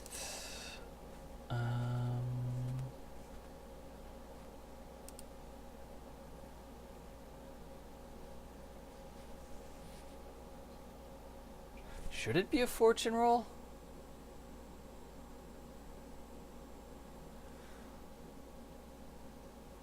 I mean, okay, if I've said it's a fortune roll, then having a penalty, getting a 1 to 3 is kind of dishonest. Fortune rolls, okay. Make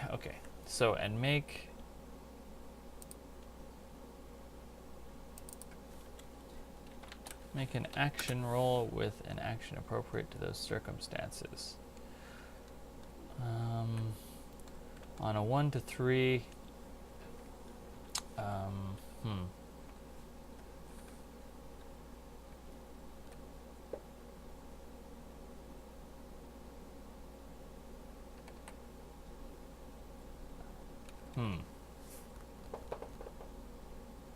Yeah, you know what? I don't think I actually need to list this.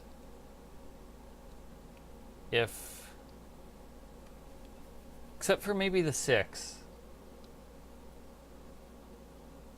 Because I want to... I guess 6 is just they're available to help you. Who says their squad likes you?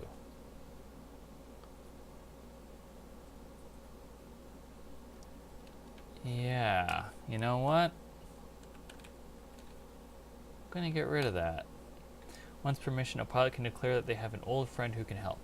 Describe the circumstances of when you last saw them and make an action roll with an action appropriate to those circumstances. And make an action roll.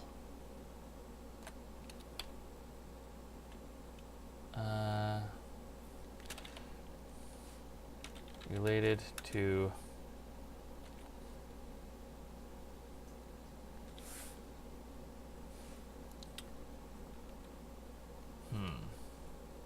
related make an action roll related to how do I phrase this? Those circumstances. Describe the circumstances of when you last saw them and make an action roll related to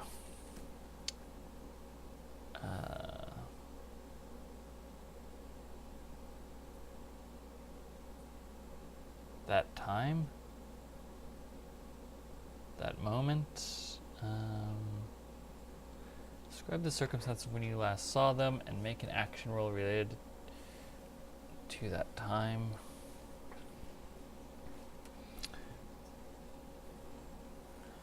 Make an action roll.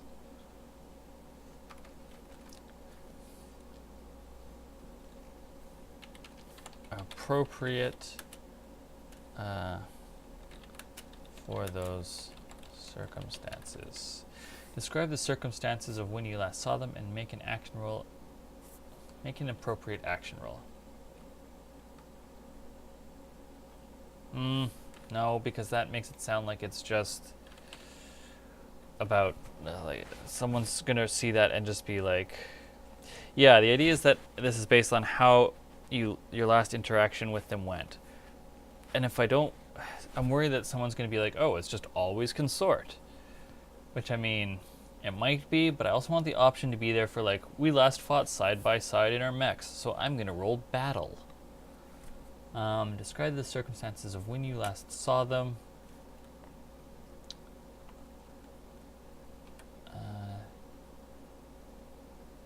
And make an for how that turned out. Make an action roll appropriate for how that turned out. Describe the circumstances of when you last saw them and make an action roll appropriate for discovering how that turned out.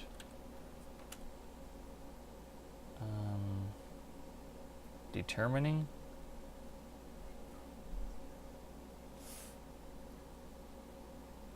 Make an action roll appropriate.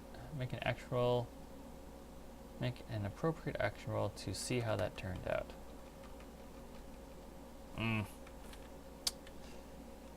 Make an action roll appropriate.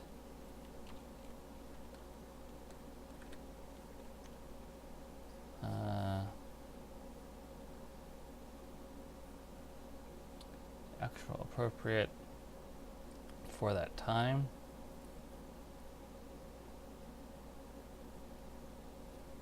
For those circumstances. Synonyms. That's what I need. I need synonyms. Circumstances. State of affairs in one's life. Assets, capital, chances, class, command, degree, dowry, footing, income, lifestyle, lot, means, outlook, position. Can't use position. Precedence, prestige, property, prospects, prosperity, rank, rating, resources. Situation, sphere, standing, station, status. What about scenario? What do we turn up for scenario? Plot, scheme, book, outline, pages, rundown, synopsis, describe. You know what? Describe the scenario of when you last saw them and make an action roll appropriate for those circumstances.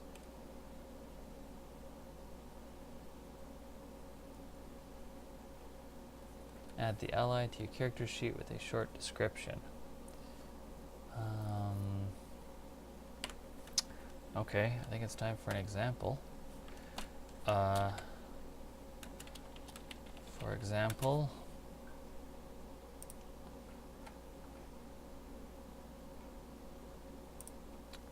see, when have my pilots called upon their allies and rivals?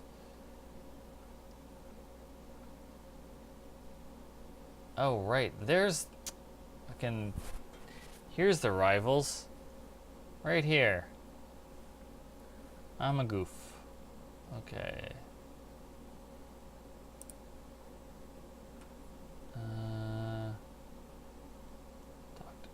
Pars Piani, right, I forgot that Dredge had Pars Piani as an ally. God.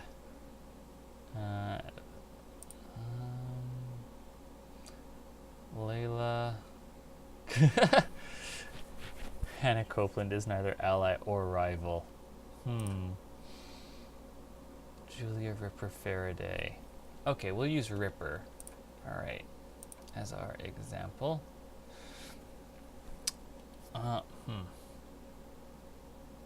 Wait, did any of these actually get called in on screen? In session?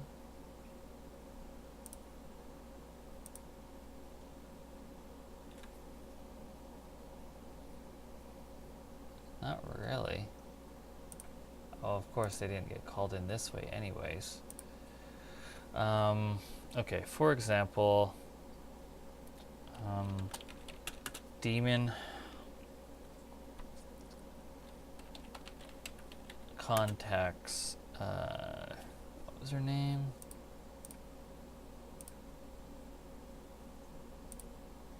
Julia Ripper Faraday of the Hyenas. Julia Ripper Faraday of the Hyenas.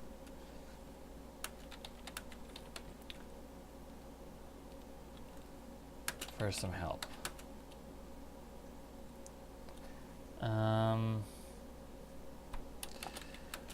Last time he saw her,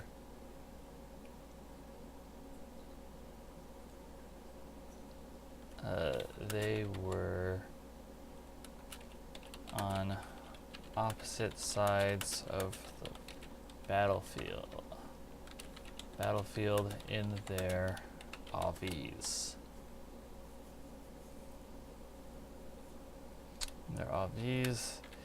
So he rolls battle to see how she's feeling about that.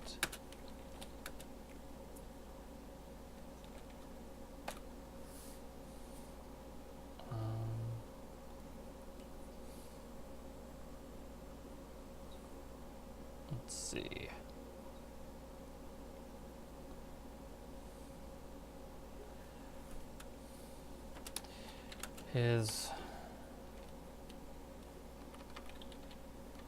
He's rolling at, say, risky standard.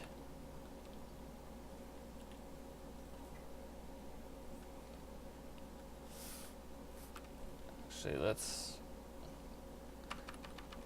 so he rolls a risky standard battle. See how she's feeling about that. Gets a 4. So she's happy to hear from him, but there will be a risky consequence. Okay, there we go. I like that.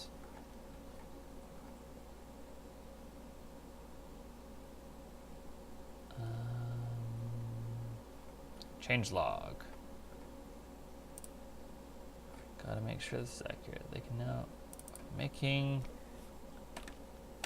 an action roll.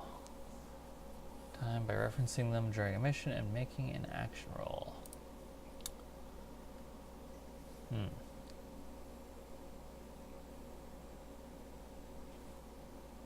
Alright.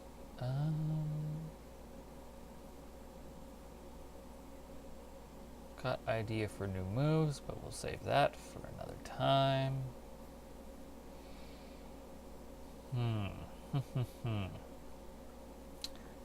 Yeah, I guess so. I'm going to be ending at 9. I guess the last thing I have to do is changing Devil's Bargains to collateral dice.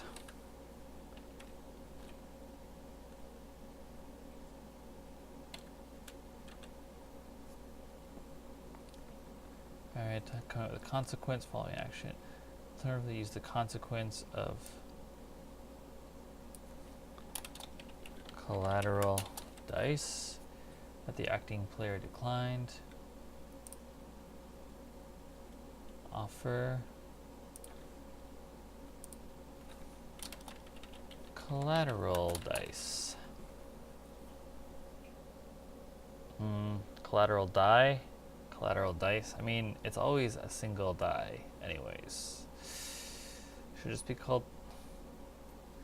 collateral dice sounds better because die is such an awkward word. Offer a collateral die. Offer collateral dice. A collateral die.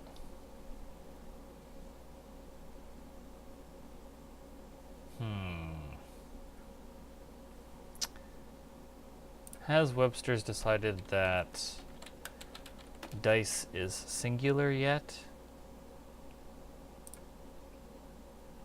Dice. Okay. Definition of dice. Die sense 1. Plural also dices. Dice. Noun. Definition of dice. Die sense 1. What is it? Sense to pass from physical life. No, that is not the one I'm looking for. Noun. Plural dice. Plural dies. Plural dies. Okay. For a collateral die. You know what? That sounds fine. But now I gotta go find collateral dies. Collateral die.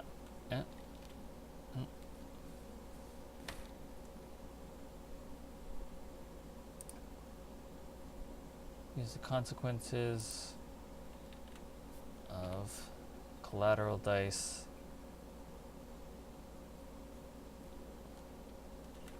of a collateral die. Okay.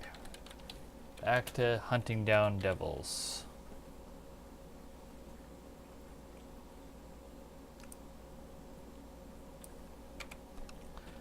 Collateral die. What was that before? Devil's bargain. Okay, so it was singular. Collateral die. The GM, let me suggest a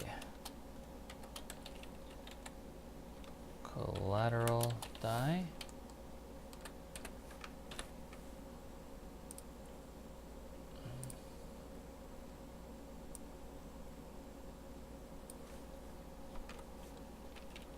Collateral die.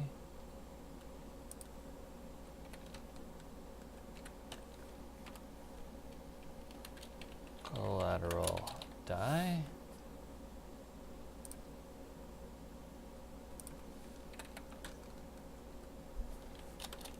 Collateral die.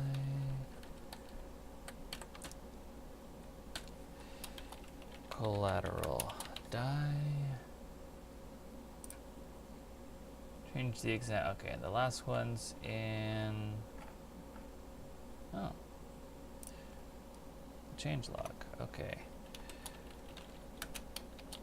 Change devil's bargains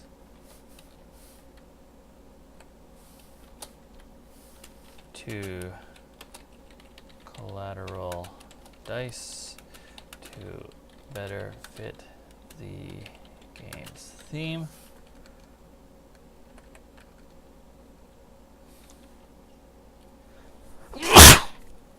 Excuse me. Collateral dice. Change the example collateral dice to include. Okay.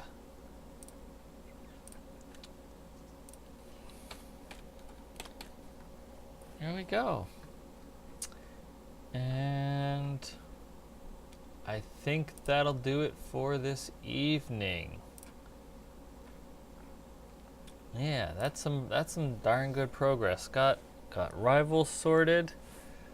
Got the new rivals in, got the new allies in. Rivals are now more central to the game. I renamed collateral dice, or devils, I'm already calling them collateral dice, that's good. Renamed devil's bargains to collateral dice to better fit the theme, which should help with some of the feedback that I have gotten. As will the changes to rivals. That'll help centralize them.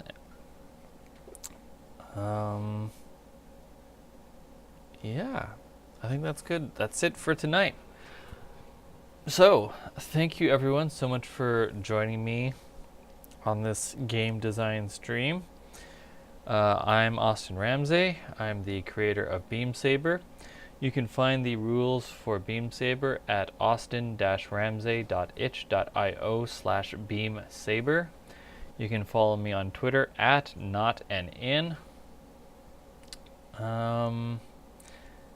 And as always, this stream is presented by You Don't Meet in an Inn, an actual play podcast about exploring obscure tabletop role-playing games with a diverse, rotating cast.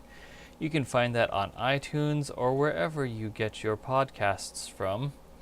We are currently running through our Velvet Glove series, which has been quite the ride. So yes, I hope to see you next time on the stream. But before we go, I just want to remind everyone to fight the war and not the soldiers. See you later.